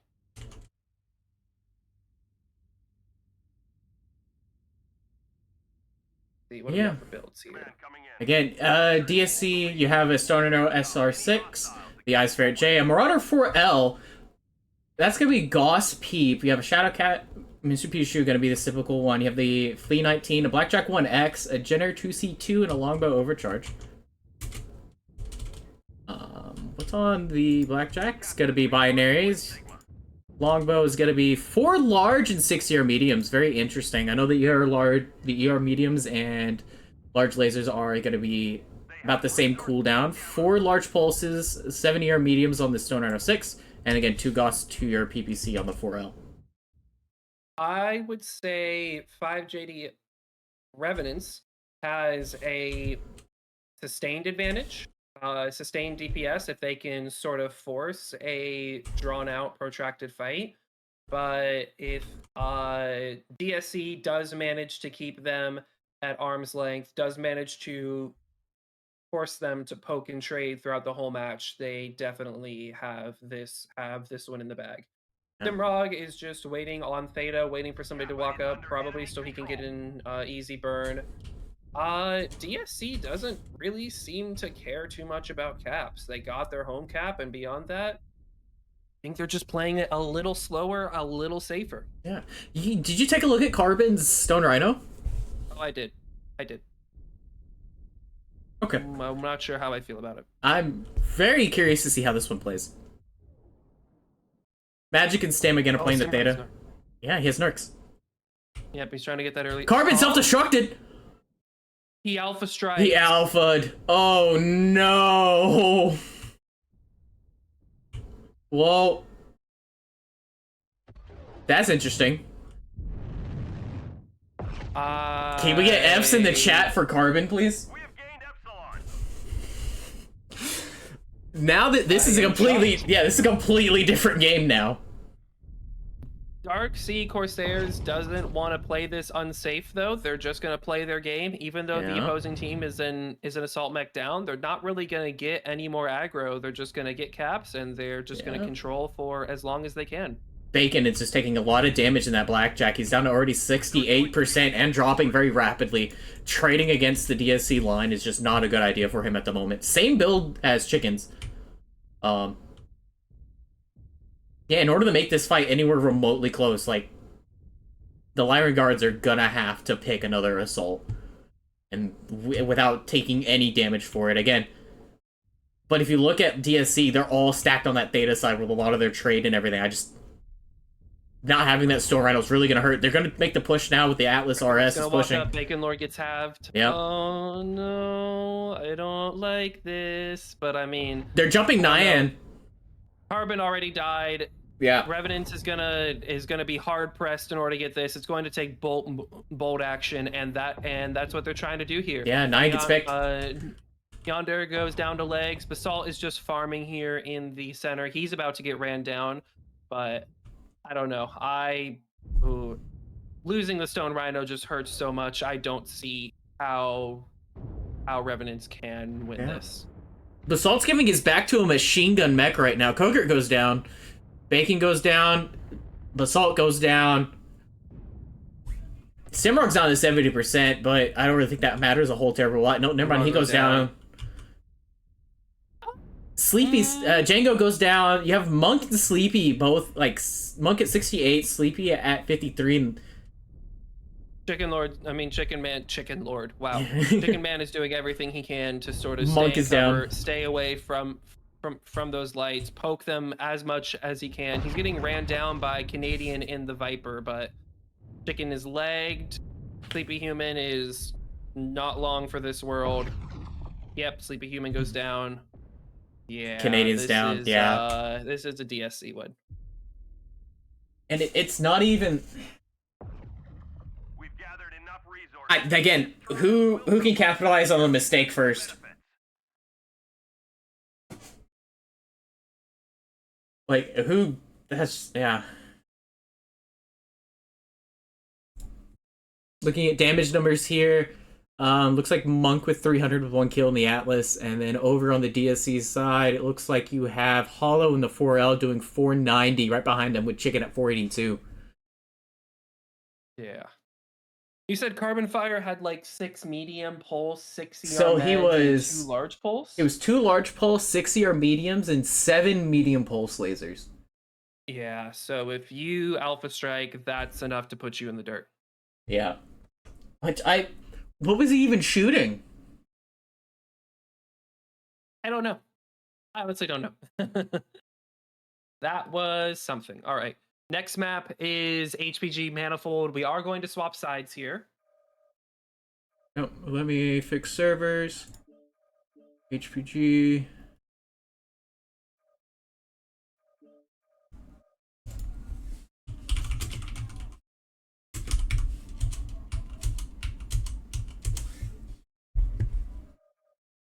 Yeah, again, I think all that tonnage off the board immediately does not help in the slightest. No. Losing any mech for free, but I mean, losing 100-tonner is just... Ooh, boy.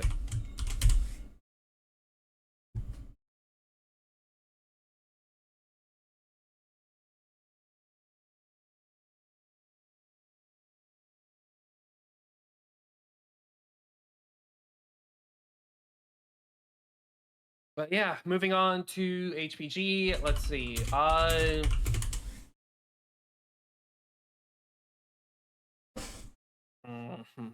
do I think they're going to play this? Actually, I've scrimmed both these teams, so assuming they play the strats we've done in scrims, I know how they're going to play it.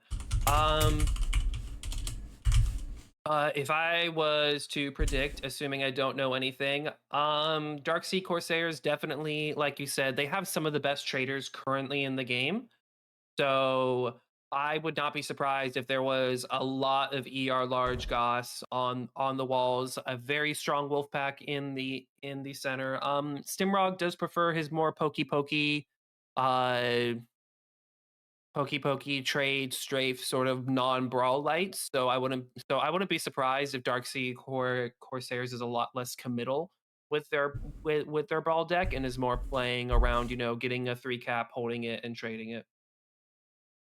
Yeah, I think realistically both sides we're just gonna see pretty much exact same decks from both sides, exact same strat. You're gonna have 1 to 2 mechs on the wall. The rest are gonna be playing that lower bowl almost.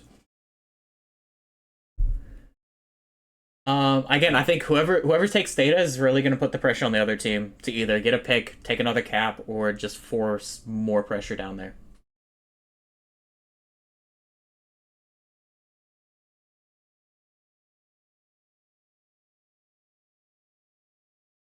I don't know. I don't really want to. Well, it hurts to call Last Drop a win for DSC because Carbon Fire deciding that he was tired of living.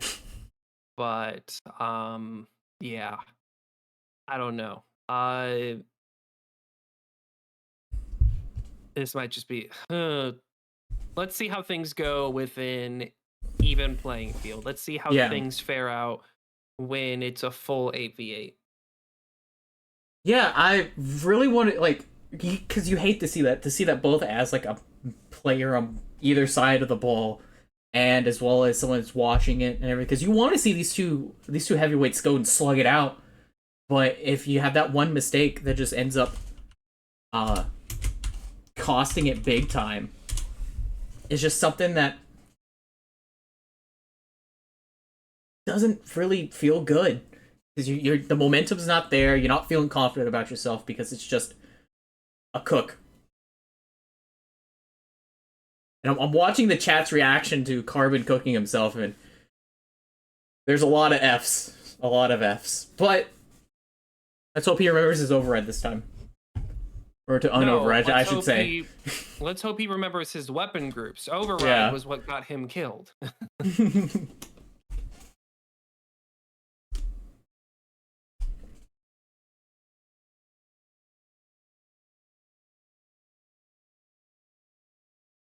Yeah, I'm just watching it back. It just that could have been such a slugfest if that one thing it didn't happen.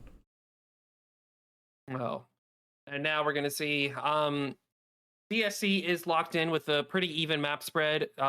With Carbon or not DSC, Revenants is locked in with a pretty even map spread. So I'm pretty sure they're just gonna do. Well, I mean, it looks like they're just gonna do ERLR's trade on wall, heavy wolf pack in center, but yeah. I think again. Or we can see basement brawl. Basement boys. I don't think we're gonna see basement brawl. I don't think either of these teams would do basement brawl, but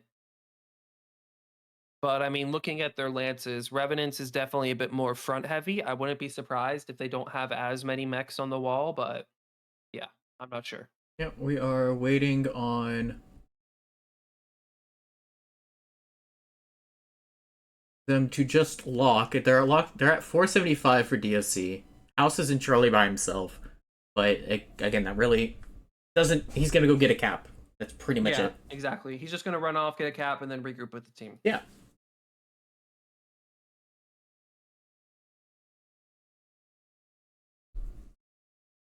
Yeah, Come on. There we go. All right.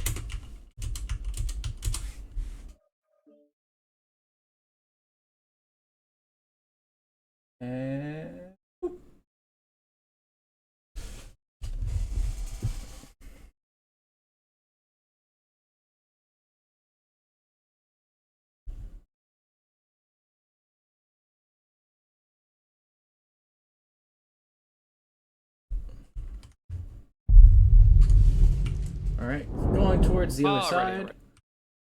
Who do we have here? Let's see.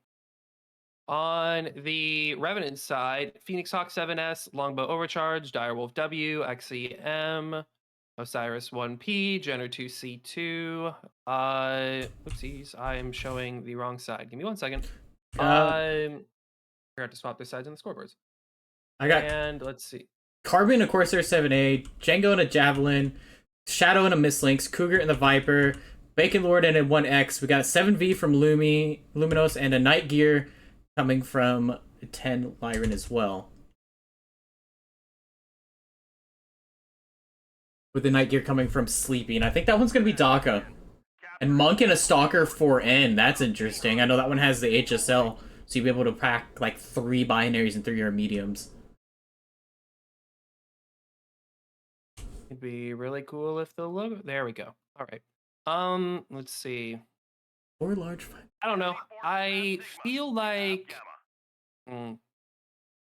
Jade Kite, Stalker 4N, and Longbow 7V feels like center control. Feels like they're gonna put a lot of their bigs right in the middle. Well, so that Longbow's 4 large 5 mediums with 2 rocket launchers to get the damage negation for the missiles.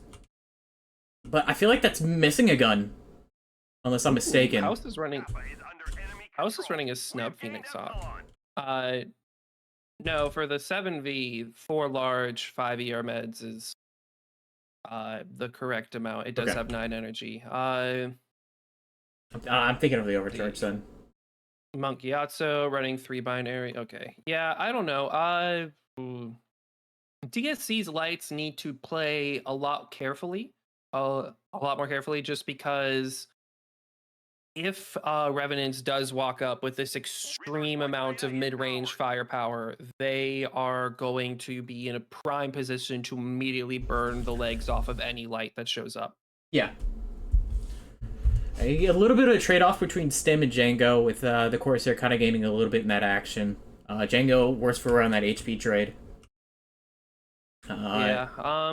Dark Sea Corsairs, their lights have clearly seen that they are outgunned in the middle. They're pulling it back. They're playing a little safer. I think they're gearing up to Go do a basement? 5-man rush to Theta. Dimrog's Mix. going in to scout it. Nope, never mind. He's just running across. Does he still have his Narc? Yes, he does. Okay. Yes. In typical Stimrock fashion. I think Narcs is one of those underutilized tools that a lot of teams really don't use a whole lot, because they can give you so much information for about that 30-second time span, if I remember correctly. But again, Lumi's over here. Just as you were saying, there's a lot of mid-range hold from the 10 Lyran guards. Playing within their optimals and just so far just kind of dominating this match in the trade. I think like the lights from DSC have to get active somehow. I think they're very afraid to do it though. Yeah. Shadow Ace is going back to full cap Epsilon. Chicken's gonna look for House intel over here. House is getting very close, trying to get better angles. What does Sleepy have in his Jade Kite? 5 roach pulls. Okay. Oh, really? Interesting.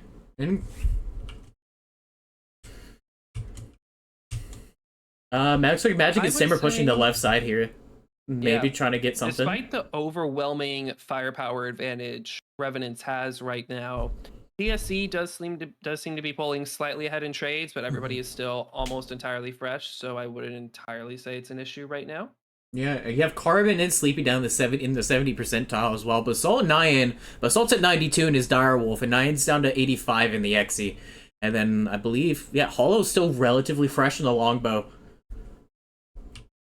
Yeah. Sleepy Human does have to drop. Oh, yeah.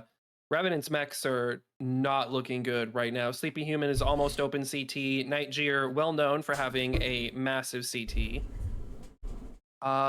Basalt is pretty much fresh in his Dire. Yeah. Windscape is fresh. Yander's doing all right. Not great, but all right. Yeah.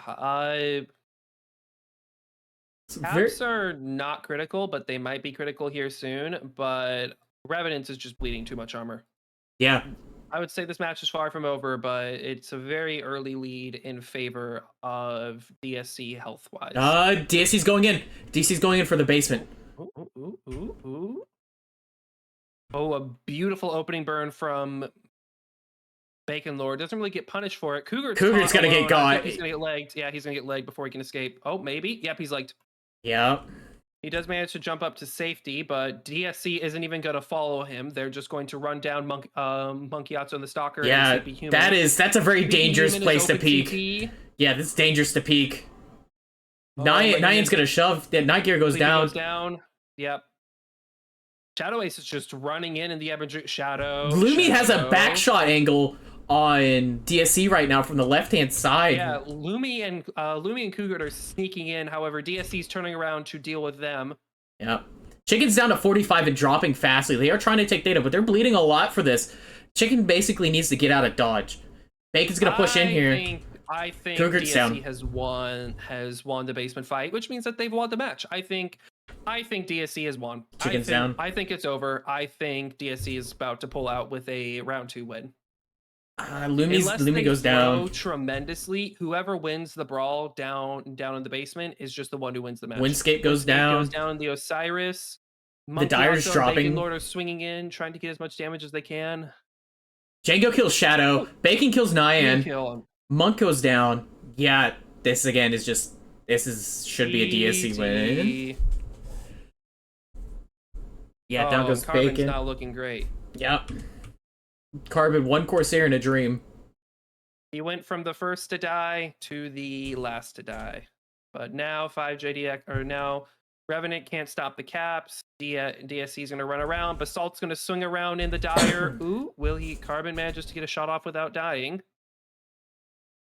Maybe. Oh, nope, Yeah. that's it. I am surprised to see a Corsair 7A. It's not a bad mech. I would equate the Corsair to the ER large Banshee.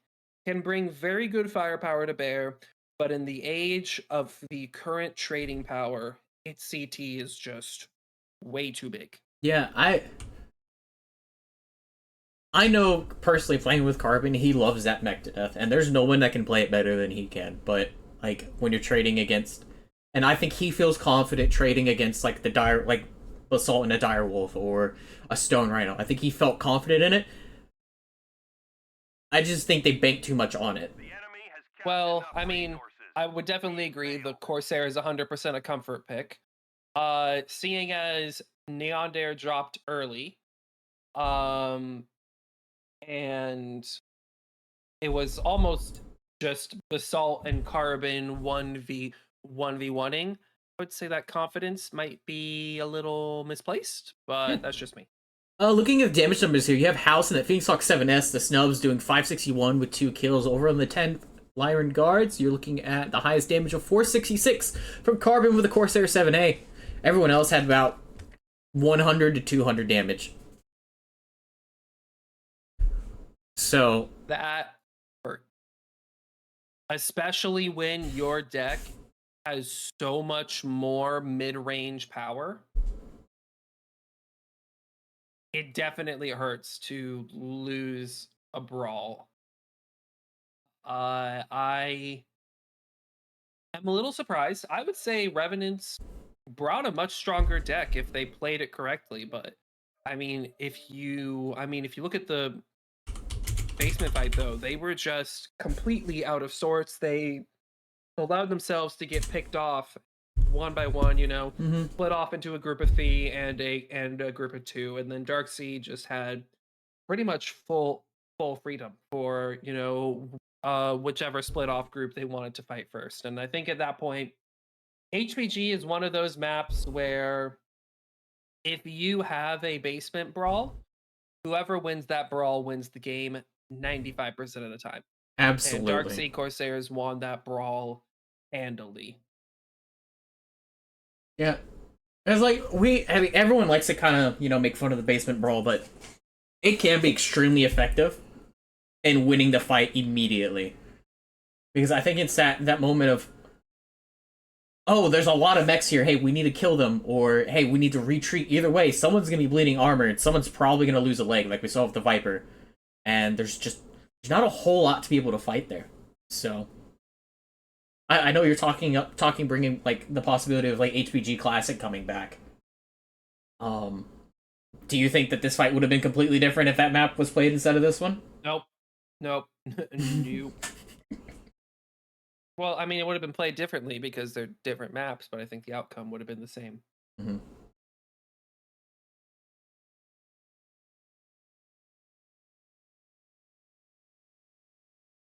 So again, score right now is going to be DSC 2 wins to 10th Lyran Guards 0. 10th Lyran Guards basically need to pull a mantra here and just reverse sweep this. Yeah, if you're 10th Lyran Guards, what are you thinking?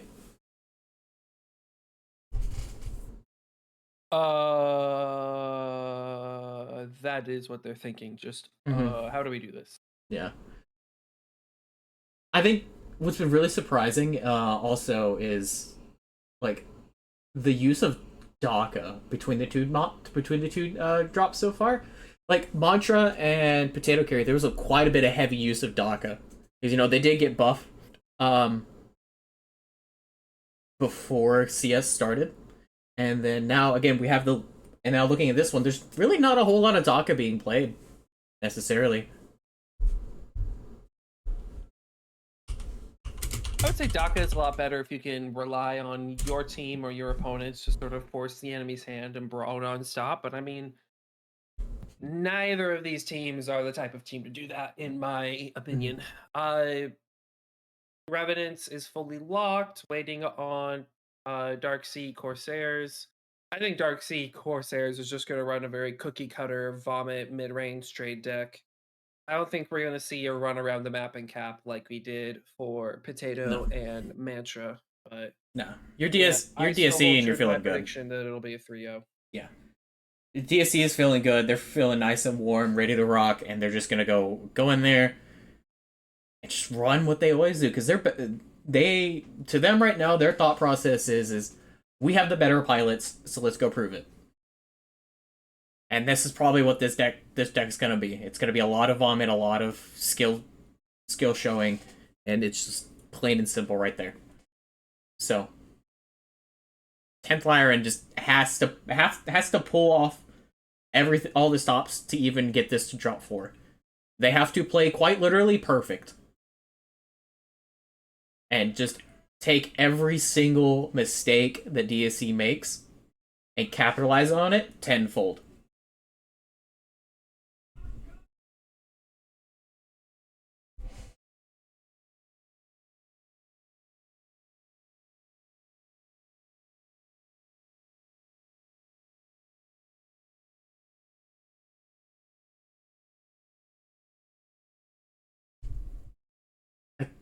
So 10 Lyran here is kind of set up in a 3-3-2, 2 in Alpha, 3 Bravo, 3 Charlie. If I remember correctly, I think they might be pushing for a little bit more of the Charlie side here on Terra from the Team 1. Correction, towards Epsilon, the 2 in Alpha are probably just going to be there to go grab Sigma and then maybe flank from a Theta side.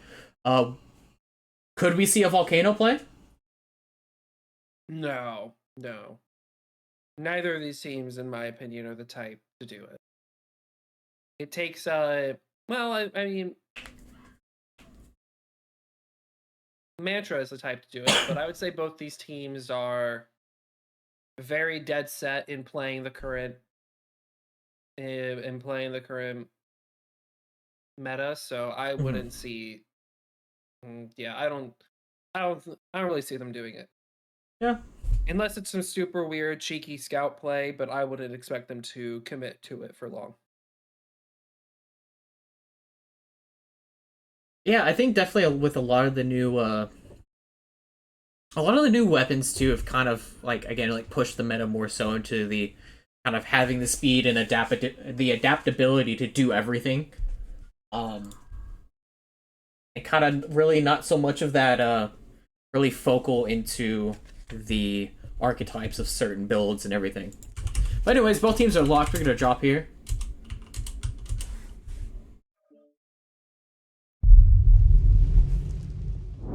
Make sure everything's running on stream well. Okay.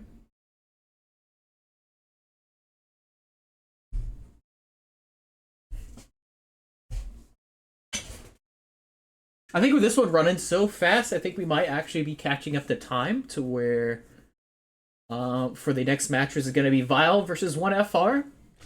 I believe the next match is supposed to start in 15 minutes. Oh, go us. Yeah. I'm going to fly over to the Gamma side. Alright. We have Dark Sea Corsairs running a Shadowcat, a Hunchback 2C, a Flea, a Viper, an XE, a Dire Wolf, a Stone Rhino, and a Spider 5V. The Cap Spider strikes again.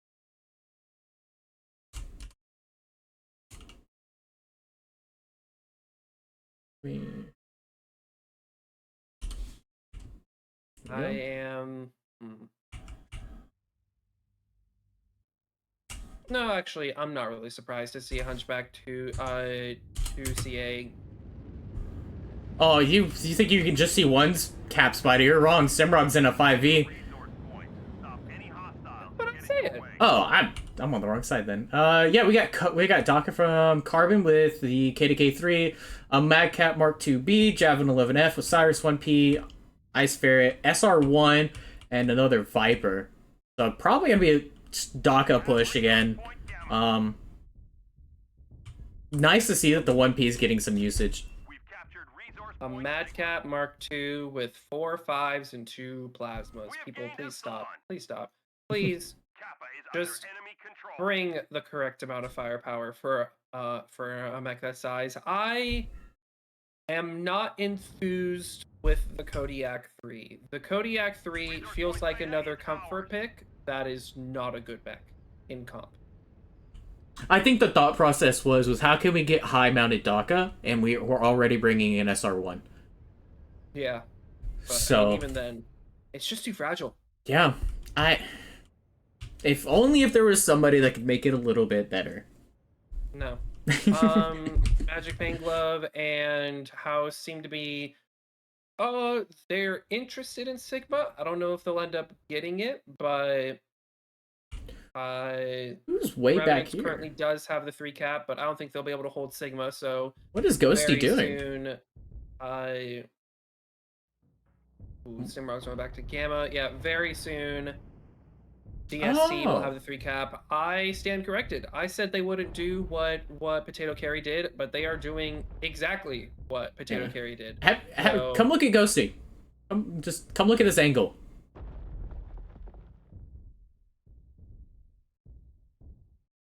Oh yeah, That's a I thing. like that. Yeah. I like that. Enemy forces have It's gonna Sigma. be almost impossible to take that cap from her. So yeah, I Well, someone's gonna like go I said, try. I said that they aren't gonna do exactly what Potato Carry did, but DSC is doing exactly what Potato Carry did. So Yeah. let's see if they can pull it off. I think just looking at their composition and their current placements, I think they're going to be able to hold this cap for the entire match. I don't know about you, but they immediately look a lot more stable than Potato Carry ever did. Absolutely, I agree.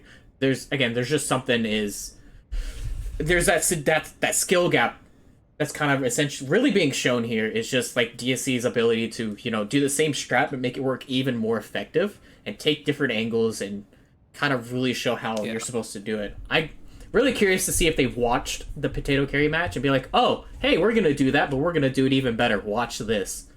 So Revenant is gonna make a pretty strong play for Sigma.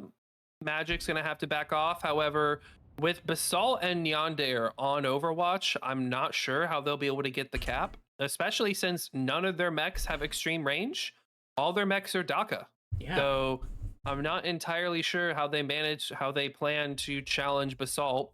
And also, they've taken everybody off Epsilon. I would not be surprised if this is Stimrog. Yup, he's going around. He will probably go for Epsilon here shortly, just to establish that temporary 4 cap. But yeah, I fail to see how Revenants will be able to take this cap back. As long as DSC doesn't bleed any extreme armor, they will be fine. again, really, it's just 10th Iron needs to find the mistake. And they need to find the mistake and find the next one and the next one and basically roll that into the win in order to keep going. So, as somebody who's fought this strat a lot, Sigma is never the play. Sigma is always a trap. Yep. You need to get Gamma. Gamma is your easiest option, and you need to get Theta, Gamma, Epsi. The fact that both Mantra and Revenants are putting so much force into Sigma makes it very clear to me that they haven't played against this strat that much, and they haven't realized what the primary ways to counter it are. Chicken Man is going to get a little bit of a duel with Shadow Ace up here. I'm pretty sure Shadow Ace is legged. He's already legged. He is an Osiris legged on top of the volcano. I don't know what he's going to do. Chicken Man immediately gets the legs and leaves. Doesn't even stay to kill, which is the absolute smart play. Yep. JP Django tried to get Gamma only to fail thanks to the Hunchback on Overwatch, and now House is coming in to pick a fight. Actually, it's a 2v1. Yeah, I it's a was gonna say, 2v1. I don't know if House wins that. That could 1v1, become a but 4v2 very quickly if they're not careful. House is legged. Yep. Oh, House is gonna have to make Gamma his home, but JP's running away. There's a Wolfpack coming in. Yep.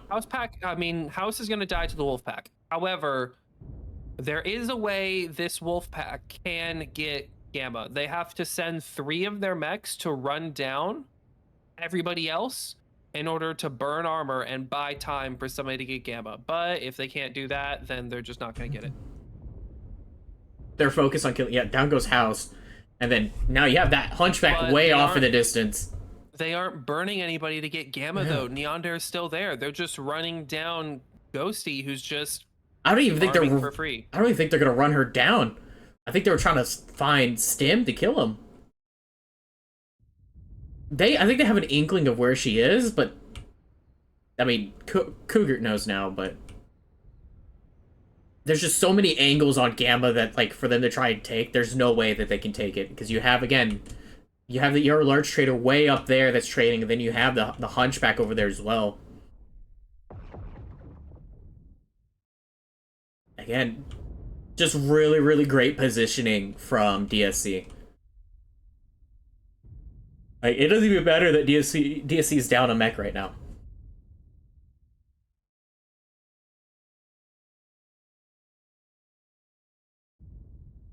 And Epsilon's going down as Carbon well. Fire's about to die. Carbon Fire, yeah. He's dead. Straight CT. Revenants is swinging hard in their bags. I think it's over at this point. I think that even if Revenants kills everybody in DSC right now, which they just killed Hollow, Basalt is looking pretty hurt. I think it's over. Stimrog has just gotten Epsilon. I assume that's Stimrog. So it's over. Yep. Caps or win. This is going to be a 3-0 in favor of DSC. Oh no, it's not Stimrog. It's Chicken Man. But I mean, even then, it's over. Yeah. Hey, you were talking about not really seeing an ear large Gauss Direwolf. There's one here. Again, never say never. Just perfect setup, perfect execution, and just absolute hard countered everything that 10th Lyran brought. So, again, congrats DSC. Gonna move on to the next round. And we shall see Revenants in losers bracket, which is interesting because goodbye, Basalt. It's interesting because both of these teams are in contention to get top 4 at least. I would say Revenants top 4, DSC top 2. And yet, just due to how seeding goes, one of them immediately had to go to the losers bracket. Yeah. So, looking at the damage here, 9 and 747, 1 kill in the Executioner. Followed up right behind is going to be Basalt and the Direwolf W at 630. 10th Lyran, your highest damage is going to be Monk at the SR1 with 565, 1 kill. And you have 2 double Ds from 10th Lyran with House doing, getting a double D as well. So,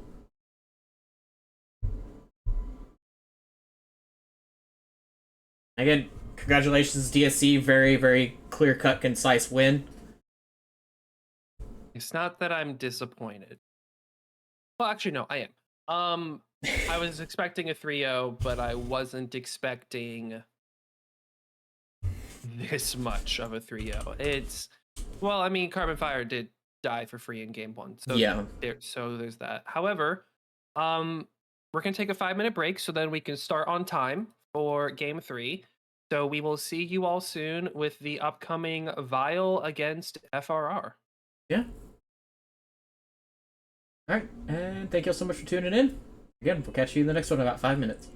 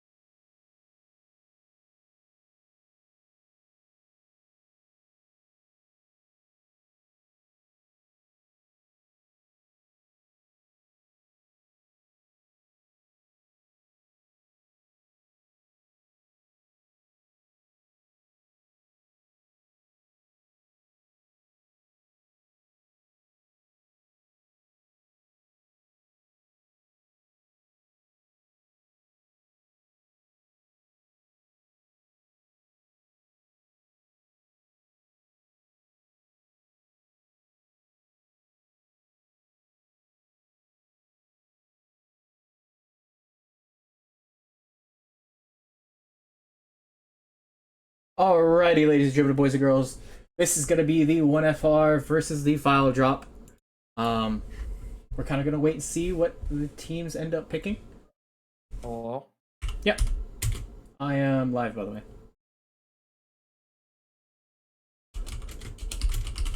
Hello. Yes, it is time for the third match of the day.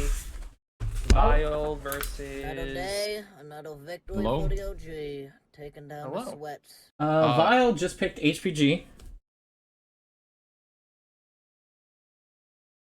And Am I supposed to be Bear here? Claw, I don't think so. if you want to be. I see myself. I mean, I'm on the sheet. I looked at the sheet. We're live, by the way. Oh, hello, people. Yeah, it looks like you're here. Chicken's gonna join us for this cast, so it's gonna be a fantastic time. So the last one is gonna I be. can't Tanner. leave. It could just be you two guys. You seem like a good couple. Now we're waiting on the team decisions here to see what side they're gonna play on. Going, yep, okay.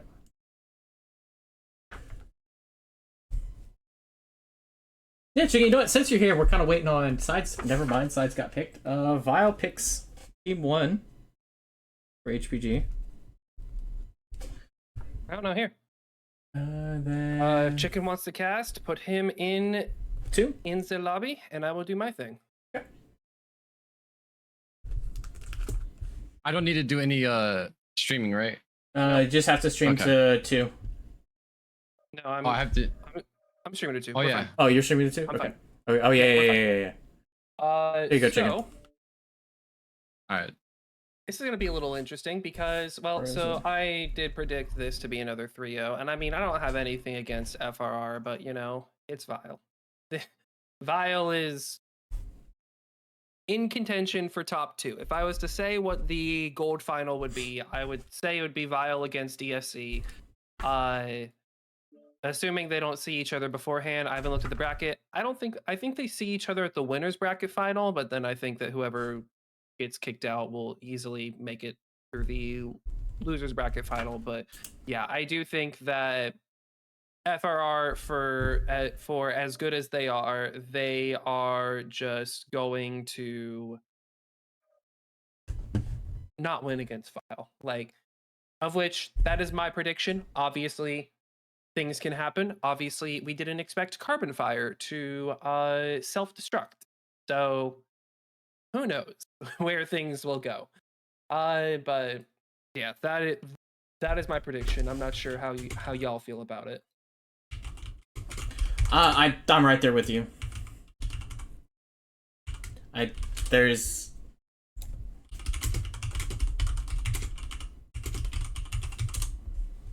Vigilance is going to be team 1 on HPG, and then swap for Bear Claw.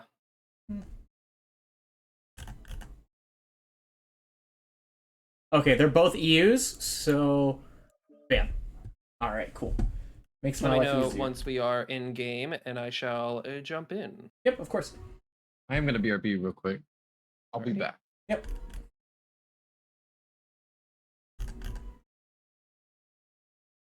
And we'll go ahead and put 5 minutes. Gonna get the timer started for a while. So, Chicken, since we have you here, He just said it'll BRB. oh, never. Yeah, I. And yeah, chat, for those of you who are watching MWO Leagues 2, due to the fact that Chicken Man is in the lobby, I'm just going to spectate in my own way. So the stream will be fine. I just won't be able to show y'all what's going on in the lobby. But, you know, nobody ever cares about what happens in the lobby. They're here for the games. So it's fine. Absolutely. Yeah, I again like this was gonna be exactly like the DSC match in my opinion. Not to shame 1FR. They've done really great things. I've gotten to play. I played against them back in BFM where we managed to beat them 3-2. But that was a stressful fight. Some really good players over there. Some definitely can play at that higher level.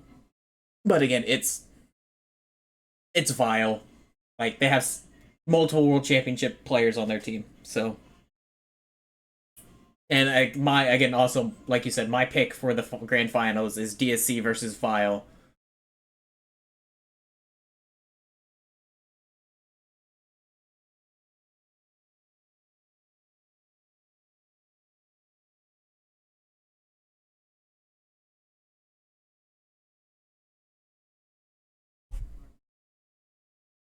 So yeah, HPG again, like we've seen it played about twice already. So a lot of it's just gonna be, pretty typical. If we do see basement brawl, who's gonna put more mechs, more firepower down there to win the fight? I don't really.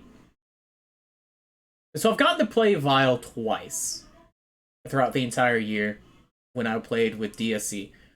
The ISC match, they brought a lot of mid-range stuff, but I think it'll really just depend on more so it's an 8v8 scenario as opposed to ISC being 5v5 or 6v6 and I think TOS being 5v5. So Hey, Hey, what's there's our fourth guy, So- Stimrog. hey, what's going on, Yeah, Stim?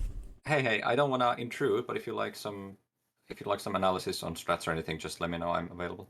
Absolutely, we would love to hear from you. Yep. I've started Right. streaming on Discord, so you will be able to see. And yeah, let's get to it. Four eyes are definitely better than two. But I mean, I don't know how y'all predict this will go.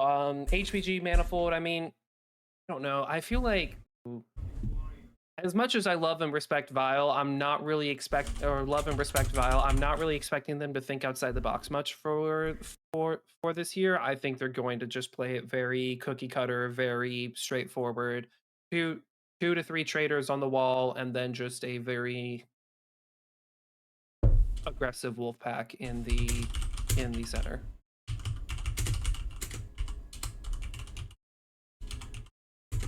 And as for FRR, I have never played FRR, so I have no idea what they're gonna do. I just have never been on the same time zone as them. Yeah, again, they really played the really weird, like, the EU time zone for Comp Q. I don't know if y'all got to catch them, Stim. But, again, like, the only times I really... 1FR. Yeah, I think we played them like a few times. Yes. Is there anything, like, super glaring that you notice that's, like, they're really, really good at doing? Any... So I've talked a lot with Coderizer and a bunch of other guys on their team, and I played with them as well in one tourney, at least a part of their team. I'm not sure everybody's familiar, but yes. So I would expect above average cleverness with the strats. Not to put any pressure on 1FR, but Coderizer has a nice creative mind, and they really need to get creative to beat Vile. All right. Oh, so are we talking, like mantra levels of creativity, or something a little bit less? Because we've seen mantra be able to pull some really, really interesting strats. I think what's similar between those two teams is that both teams allow themselves to be crazy or different or unpredictable, and that's a good thing. I think one of ours creativity is of a different sort, though. Mantra, I think, at least before, kind of centered around brawlier strats. I wouldn't expect the same from one of our, at least in the same way. I see. So I know you've played with some of the Vile guys in the past. I know you have an illustrious career in MWO Comp. Is there anything you can kind of speak a little bit about, like, their mindset into this game? Well, let's see. I guess I gotta draw the line somewhere, like, not to just, I don't know how to say it. Like, of course, I played a lot with EMP guys back in EMP. I don't want to get too, like, I don't want to intrude their privacy, but, like, I would expect them to, like, lean into their skill. They are, like, skill-wise, in my mind, they're the favorite here, of course, because they have so much more experience, and they've seen every scenario and more 10 times to 1FR's one experience of every, like, certain scenario that we're gonna see. So they don't need to do anything special. They need to play solid and just do what they have done for years. So, with that being said, of course, both teams ended up locking, so we're going to get the drop in underway. So, I do hope we have Mr. Chicken. Are you back? I am here. Yes, I am here. I just wanted you guys to keep talking. All right. So, I'm gonna fly over towards the Gamma side. Oh yeah, like everything y'all said is basically like everything I would say. Like Vile, they're gonna play very comfy, very like to their strengths. Not many much weaknesses to them realistically. Again, they're my picks as well as one of the two teams to play in the grand finals.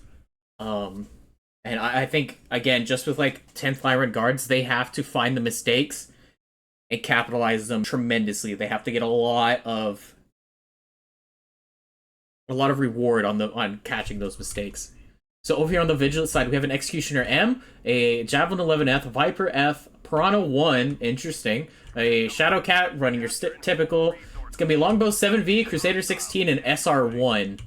What do we got over there on the FR side? Teos, you want to do that? Because you're on MWOs too? Unless you're not in yet. I'll call it. They got a Direwolf W, 2 Gauss, 5-year large. Tornado 7s, 5-year large, 6-year meds. Phoenix, Snub, small lasers. Viper with machine gun and then marker pulse. Eben, Dragoon, SRM6, XC that has 4-year large backups. Shadow Cat that has, I think, plasma AP gauze and then a SRSLP. Yeah. With Sorry, I did not realize I was muted. But yeah, I would definitely. I would say as far as deck strength, I would say these two sides are pretty even. Bowser and the Piranha, I don't remember the last time I've seen that mech in comp. Yeah, but it's running heavy mediums and light machine guns. And then the SR1's running 4 Gauss and an ER large. I like that a lot. Yeah, I actually like that a lot. I don't see Wait, anything he's wrong playing with the this. Piranha 1 instead Yeah. of the Piranha A? Interesting Yeah. choice. 12 light machine guns, 3 heavy I mediums. wanted more LMGs than anything else, but Yeah.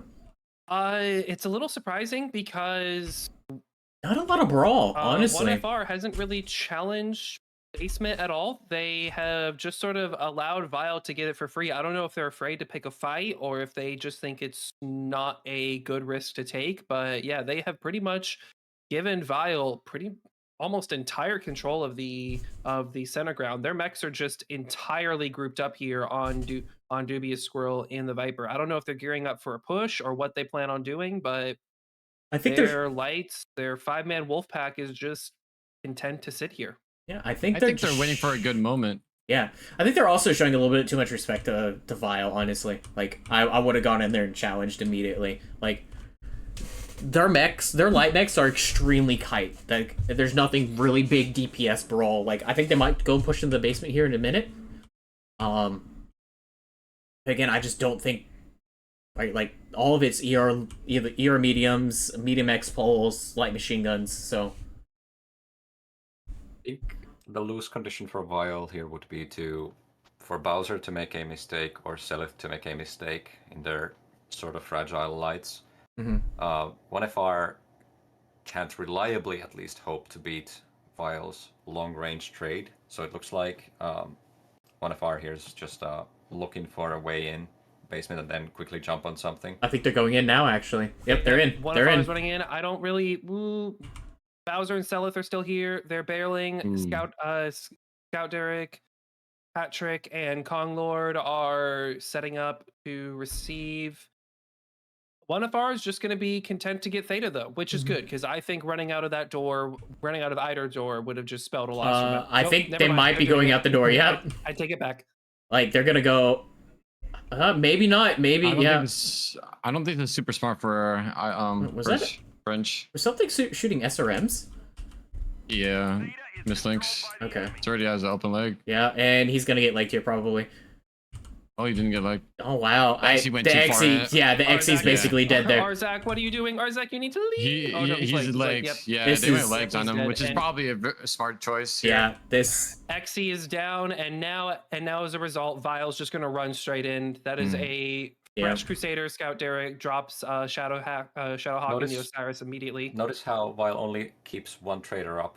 They quickly reinforced the basement group and made a decisive push. where the Piranha and the Javelin can both, even if they're fragile, they can live under the overwatch of the larger mechs and just massively DPS the enemy down. Yeah, Yep. what Bio did was really smart. Yeah, pretty clear cut and dry. Patrick goes down as well. Oh wait, yeah, Patrick went down in the Shadow Cat. Iba goes down, and now it's just the 2 wall traders. Iba has actually dropped in the Stone Rhino. I believe he wanted to try to reinforce his guys down low, but at that point it's just too little, too late. Yeah. Sultan is still up top in the Dire Wolf, probably just going to try to get some damage in before he dies. Really interested to see the choice of the 7V here as opposed to the overcharge. The 7V has more sustained DPS thanks to the heat quirk. So if you feel like the mask is not required, if you're not running a push deck, I think the 7D is a perfectly valid option. Yeah. Yes, check Discord.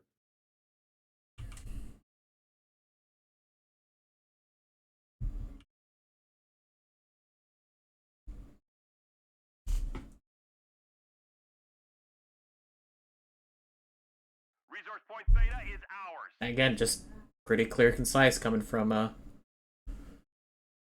Vile.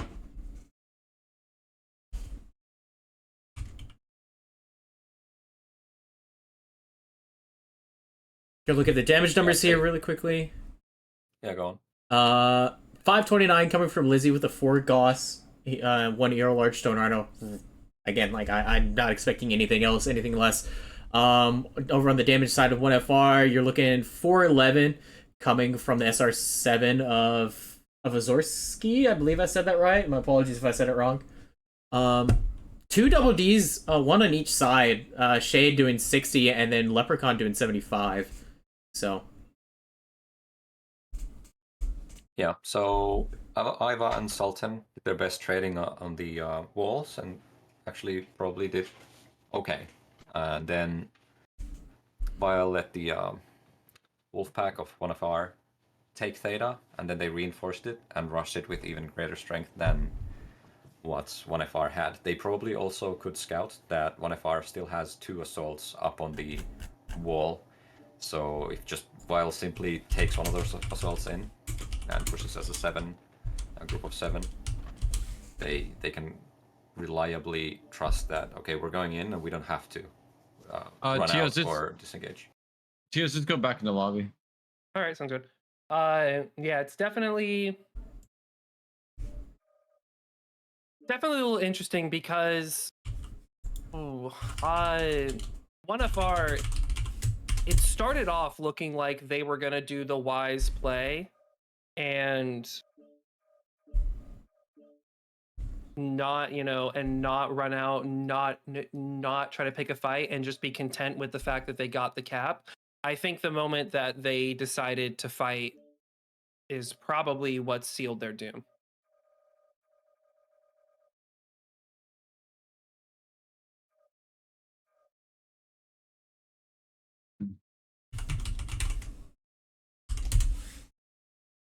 Where's Tios? There you are. Bam.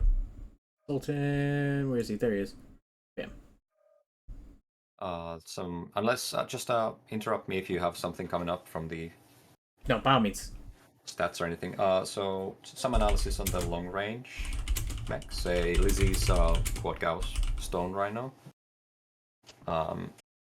It would be easy to say that it's just a kind of a nostalgic call to the days of quad Gauss, Kodiaks, and so on. But it's actually quite a good big pick on top of the wall because of the range. How Gauss interacts with optimal and maximal range. So against the Dire with ear large and 2 Gauss, while the ear large is of course accurate on the Dire, if you can just fill the gap, so to speak, with skill, like Lizzie probably can because he's a very good long range trader. If he hits both Gauss shots, he'll probably be twisting earlier than the Dire, and those Gauss shots deal more damage because of the maximum range rule of 2.5x compared to optimal. So even if the Dire has more damage in 4 yards and 2 Gauss, it's a different story with how effective that damage is. So the enlarges will spread, especially because the Gauss mech can twist earlier sometimes. And he also has to care about heat, whereas Lizzie in the Quad Gauss mech can stick out for longer because he doesn't overheat ever. He can just keep up the pressure and keep up the Gauss shots coming. Of course, he also has a single ER there as well, backing up that damage.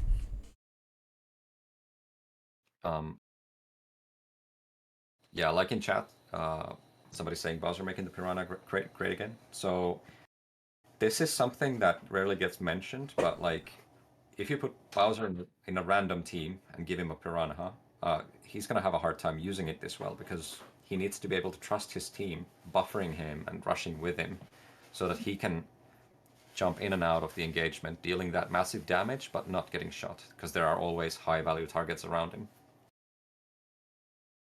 So in this way, certain mech picks in certain strats can only be executed if you have the necessary level of team cohesion and trust, which of course these Vile veterans have.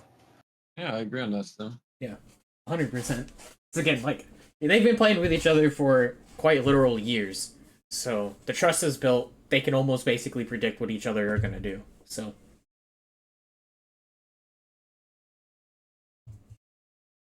So we are currently waiting on 1FR to lock. They are a green board. We're waiting on the call. They got about 2 minutes, 50 seconds left. Speaking of which, there it goes.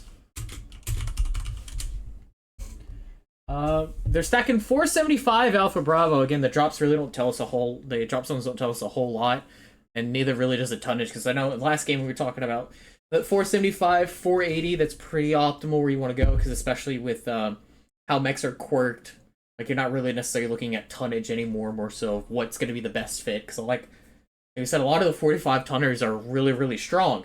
Or why would you bring a spider over anything that's 35 tons? You would rather bring the spider than that 35-ton mech.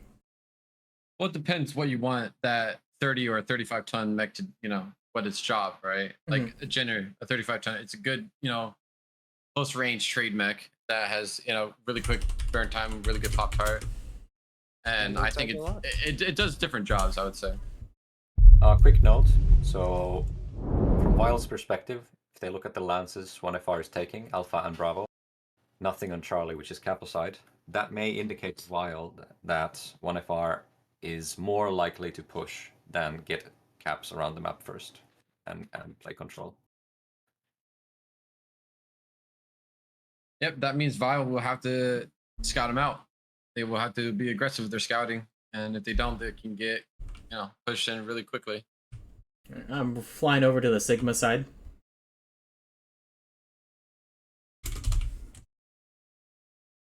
See, we have Chimera in the Executioner, Bowser in the Piranha, Audeus in a Mad Cat Mark II, Celeth in a Locust, Patrick in a Shadow Cat, Scout Derek in a Crusader, Kong Lord in a Viper, and Lizzie in a Stone Rhino. I mean, it's a pretty similar deck to what they ran last time. I would assume a bit more mid-range power simply because, swapping the Stone Rhino 1 to a 6.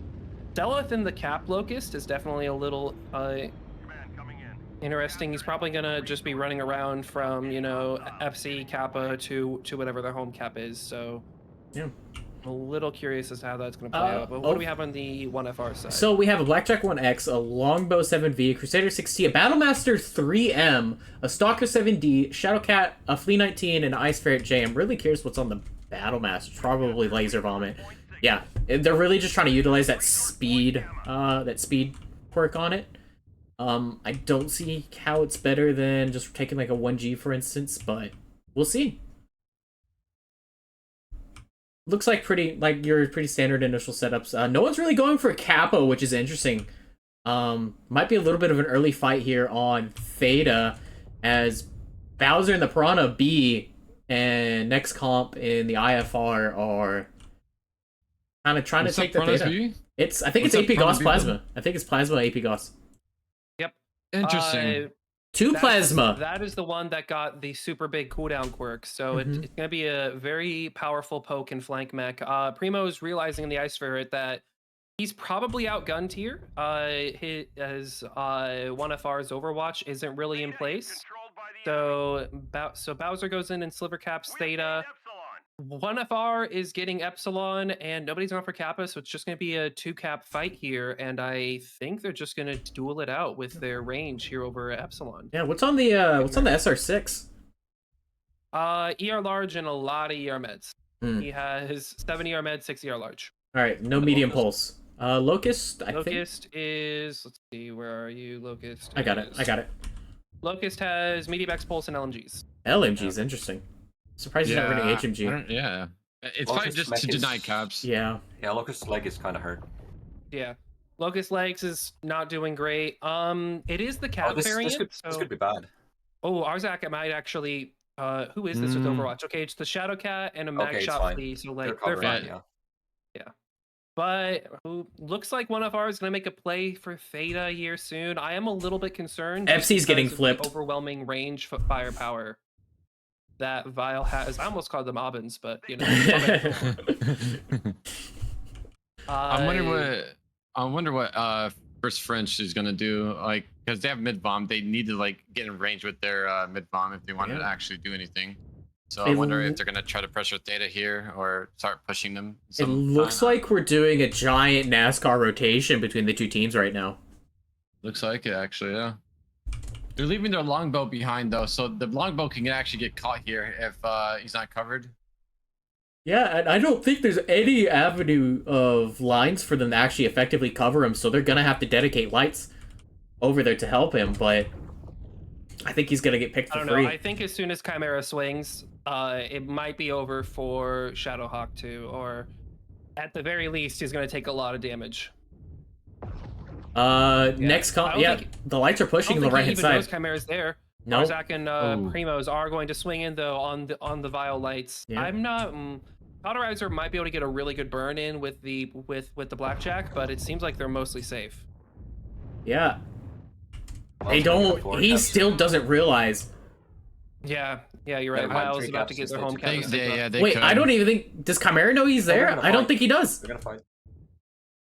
I don't think anyone knows about the longbow. There. Okay, he's Yeah, now he knows. Chimera's Now he gonna use knows. some back shots here. If he is he gonna see him? Oh, there he's it getting is. Too jumped. soon. Oh my goodness, how much damage? Yeah, Oh, that hurts. I think he's still gonna hurts. get Oh, halved here. okay. Yeah, Yeah, he's dead.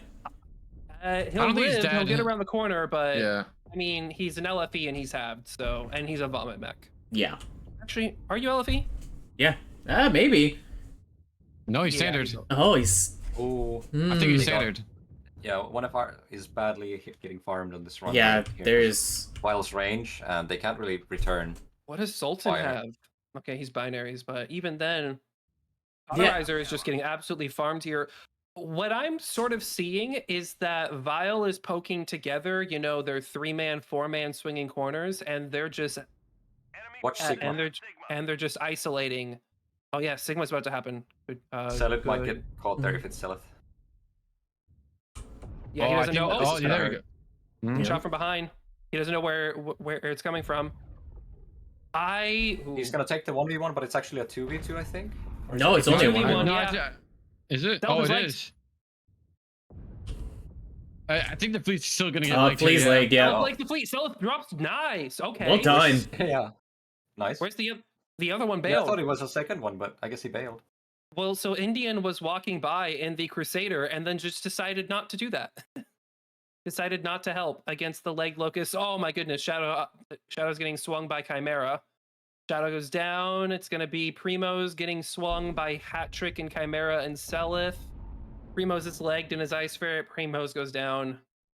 Hmm. Cauterizer is it's gonna be Cauterizer, Indian. Yeah, the last 4 mechs are all in Theta, and Cauterizer's down. Sultan's about to go Use it. down. Indian's Use down. UAVs on both teams. Yeah.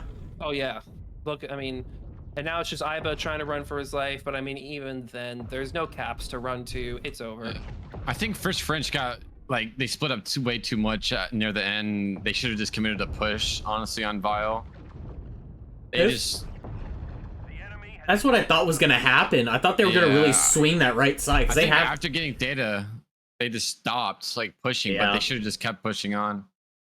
Yeah, I think I don't- I agree. This is a case of kind of in the HPG we also saw a bit of cagey play by 1FR, and it's understandable because Vile is scary. So they do want to not make mistakes, but then that can often lead into just kind of rotating and NASCARing and then giving up the map. Yeah, looking at the damage numbers here really quickly. Lizzie 720 with 2 kills, followed by Camaro with 626 and 2 kills. Over on the 1FR side, you're looking at 336 for Indian. And again, no kills by the 1FR.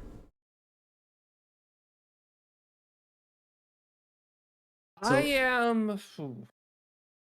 I'm not surprised by the outcome. I did predict a 3-0 in favor of Vile, but I thought 1FR would have played that differently. I thought I expected them to be a little more aggro and a little more coordinated on what fights they wanted to pick. They pretty much just didn't commit to anything. It just allowed Vile to just break them down and poke them down the entire game. I think it's almost that level of, what is it? That level of respect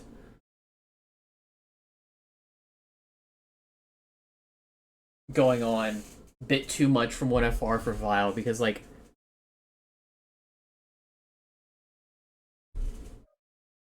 let me look to Yeah, that's probably fair. But I mean, you can't really fear your opponent too.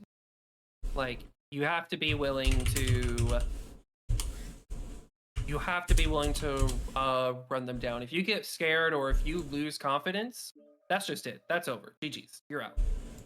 So I don't know. Frozen, I think Vile's just gonna play it the same way they played it on HBG, where a few extreme range traders and a very aggressive wolf pack, probably supplemented by like an executioner or a crusader.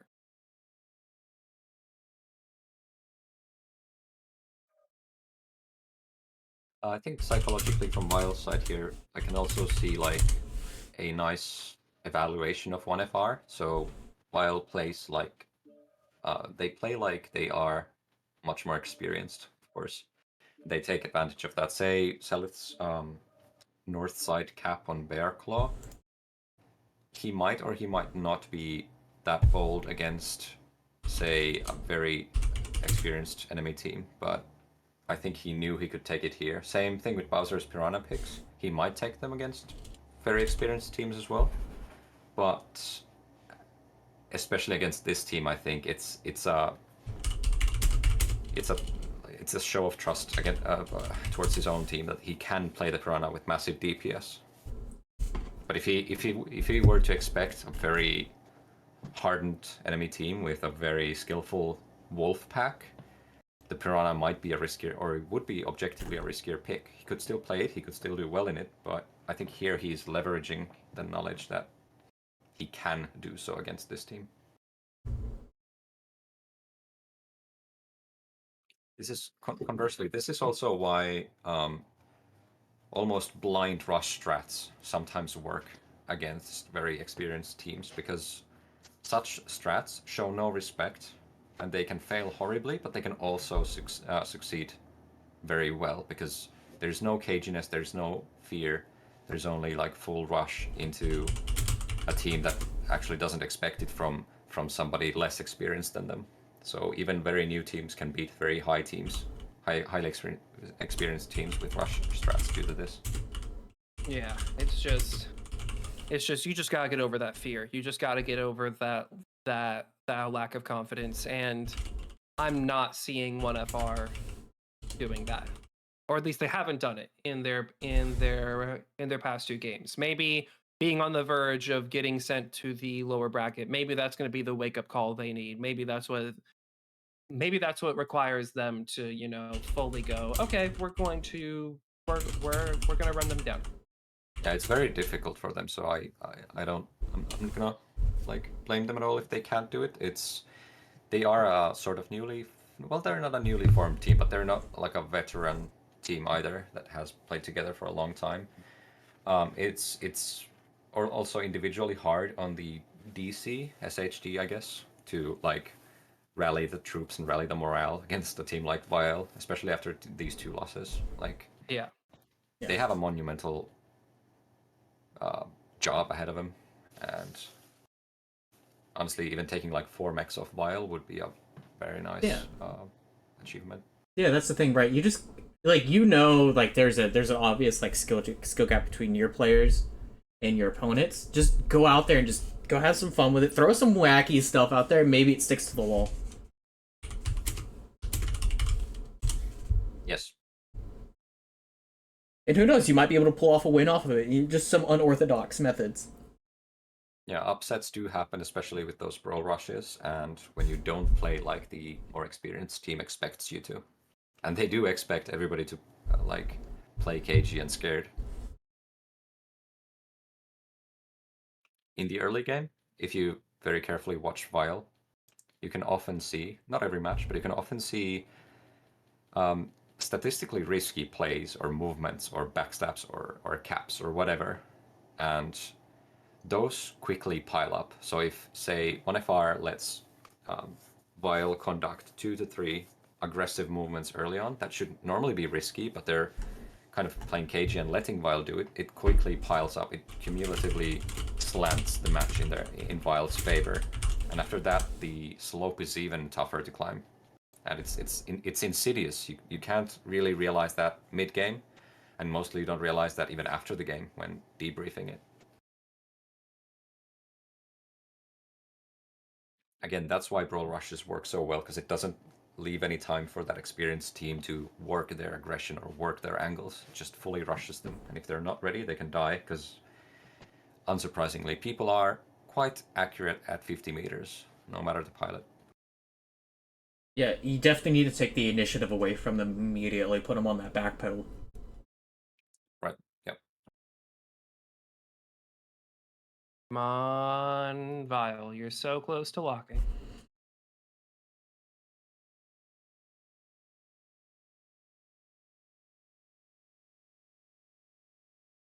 So who picked this map and chose what side? I didn't really look at that. This was a Vile pick, I believe. Vile picked it, yes, and then Vile picked, and FR chose Team 1, which is good because Team 1 is definitely the strongest side on this map. I will say that, yeah. Next map will be Viridian Bog, assuming FR wins this, and Vile chose Team 1 for that. Yep.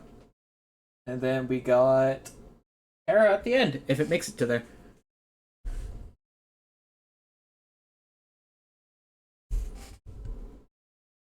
I'm thinking First Regiment is going to actually push on the 7 line. You think so? Yeah, I think so. With the way their lances are, I think they are.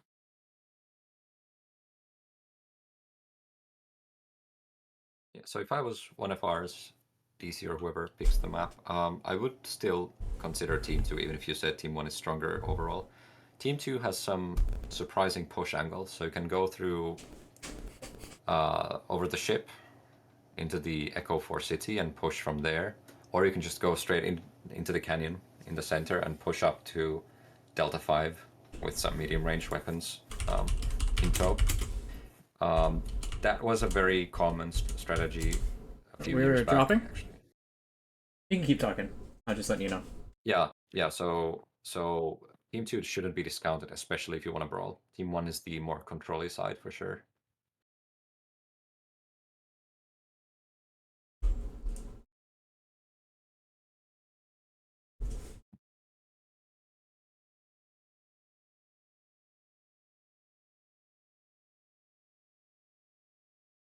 Swapping to match. Alrighty.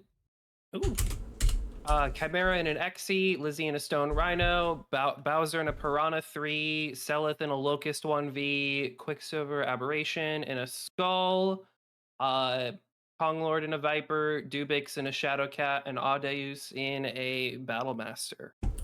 So, Stem might like this one. We have a Commando 3A coming from Dubia Squirrel, an SR6, a Viper F, Executioner M, a Void Hellfire, Ice Ferret J, another Shadow Cat, and a Nova Cat A. I am excited. I want FR to win. We got to see what builds that Nova Cat is. It should be I'll 4-year real large. quick.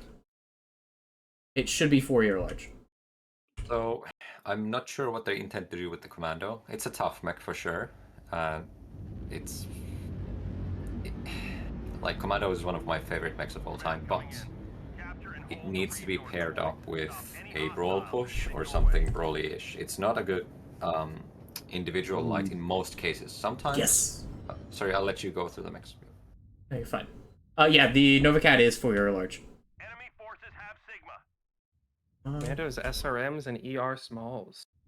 We have Interesting. But yeah, I do think Stim's right. In a strat that doesn't involve a push, a commando is a very scary thing. But it is the cap commando. However, Vile set up, oh my goodness, a very strong crossfire to prevent any hope of getting Theta early. Yeah, I don't. One of our doesn't really lose that much armor for it though, so hopefully it works out, but I'm not too sure. The Commando 3A is definitely an interesting pick for it. The Shadow Cat did lose 10%, which is kind of big. Yeah. I don't think they And- should force Theta here. After like a few trades, they should just actually go for other caps. Yeah, now and now it's just burning armor. What is... So next comp should be pushing over to Epsilon right now, I think, in my opinion, instead Yeah, of you running should. towards... Yeah, They should so just if you give watch the- Theta. If you watch the map, Vile is already transitioning to the east side because Yeah. they see Epsilon isn't capped, which is an indication of little presence on that side, and they want to avoid the other side, which they think 1FR probably has a lot of presence on, and they have seen Yeah. 1FR crossing the valley to the west side. If Vile decides to get aggro here down the 7 line into Upper City, they will catch the Executioner will be able to get away. However, the Nova Cat and the Stone Rhino are very much sitting ducks for whatever Vile decides to do on this side. Yeah, because even Bowser then... down to 87%. I'm a little concerned. Shadowhawk down to 79% in his Nova Cat. The early health advantage is definitely going towards Vile. Vile does send Dubix to get Epsilon, which will give them a 2 cap, but Theta is still not played at all, and it looks like Vile's giving up Sigma. Interesting. Maybe they want the lower city, essentially, kind of to have all of that and kind of force 1FR into that smaller confined space of upper. We've captured resource point Sigma. It looks like the bigs are already starting to make the rotation. I definitely think the Nova Cat's probably gonna get caught out and die here. It's a very, very difficult mech to use, especially on Frozen. Like, you have so many disadvantages going on for it, especially with all of its weapons mechs being in on the arm. Are preparing to, yeah.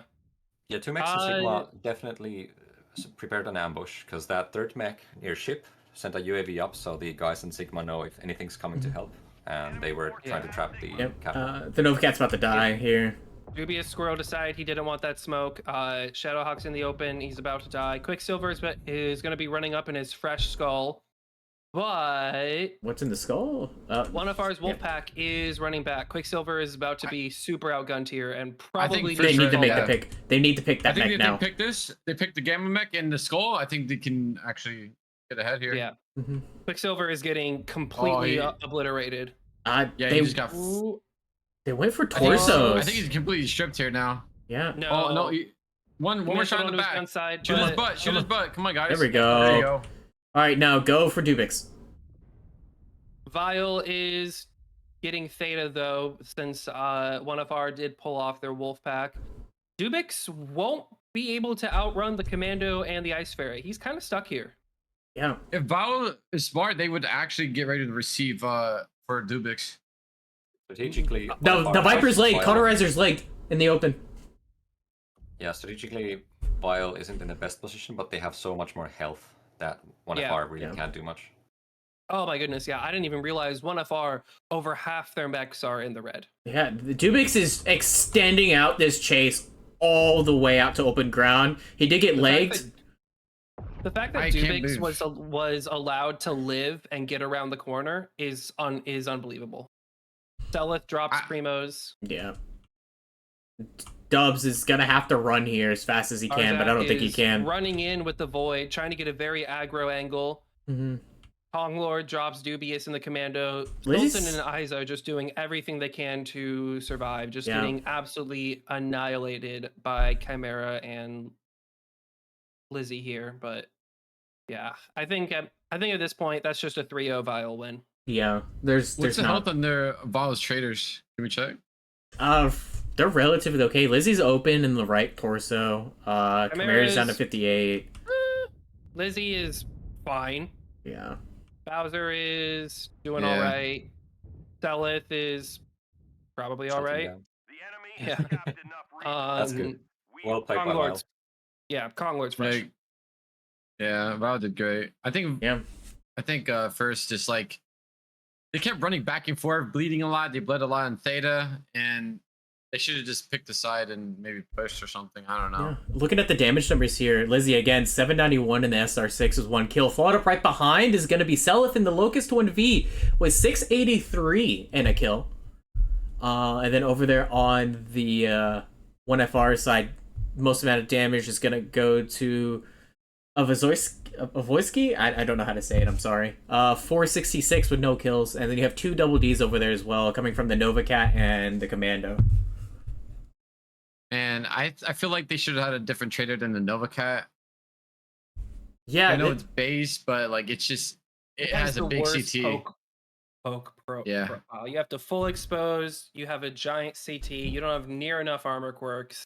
It's a good farmer, but against opponents who will accurately land their shots, it is rough. It's a bad pick. Yeah, you That's have farmed by Selith. Yeah, you have Yeah. to, with the Nova Cat especially, you have to just essentially use your other traders as armor to even get, like, to be able to contest well. So. But, Wish we could have saw more there, but you know. yeah. Yep. And that is it. Let's see. I believe we have a break before our next match. Memory Yes, I know. serves. Yeah, it's gonna be What the is the next three-way tie, if I remember correctly. I have to scan it really quickly. So we have about a 5-hour break. 4-hour break. The next one's gonna be the 3-way tie. It's gonna be SRJ versus 228R versus Fjord Focus at 8 p.m. Central Time. And then you also have right after that, an hour and a half later, is going to be Fjord Visigoths and KDCM with the very long acronym, where you get to see Teos play in that.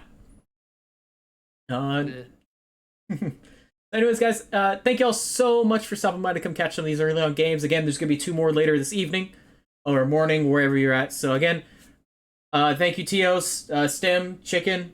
Thank you so much for stopping by, kind of doing the cast with me and everything. And And- I'll provide some analysis. Yeah, of course. I love it. I love it. I will catch you on the flip side. Yep. Peace. See you later. Yeah. See y'all in the next matches.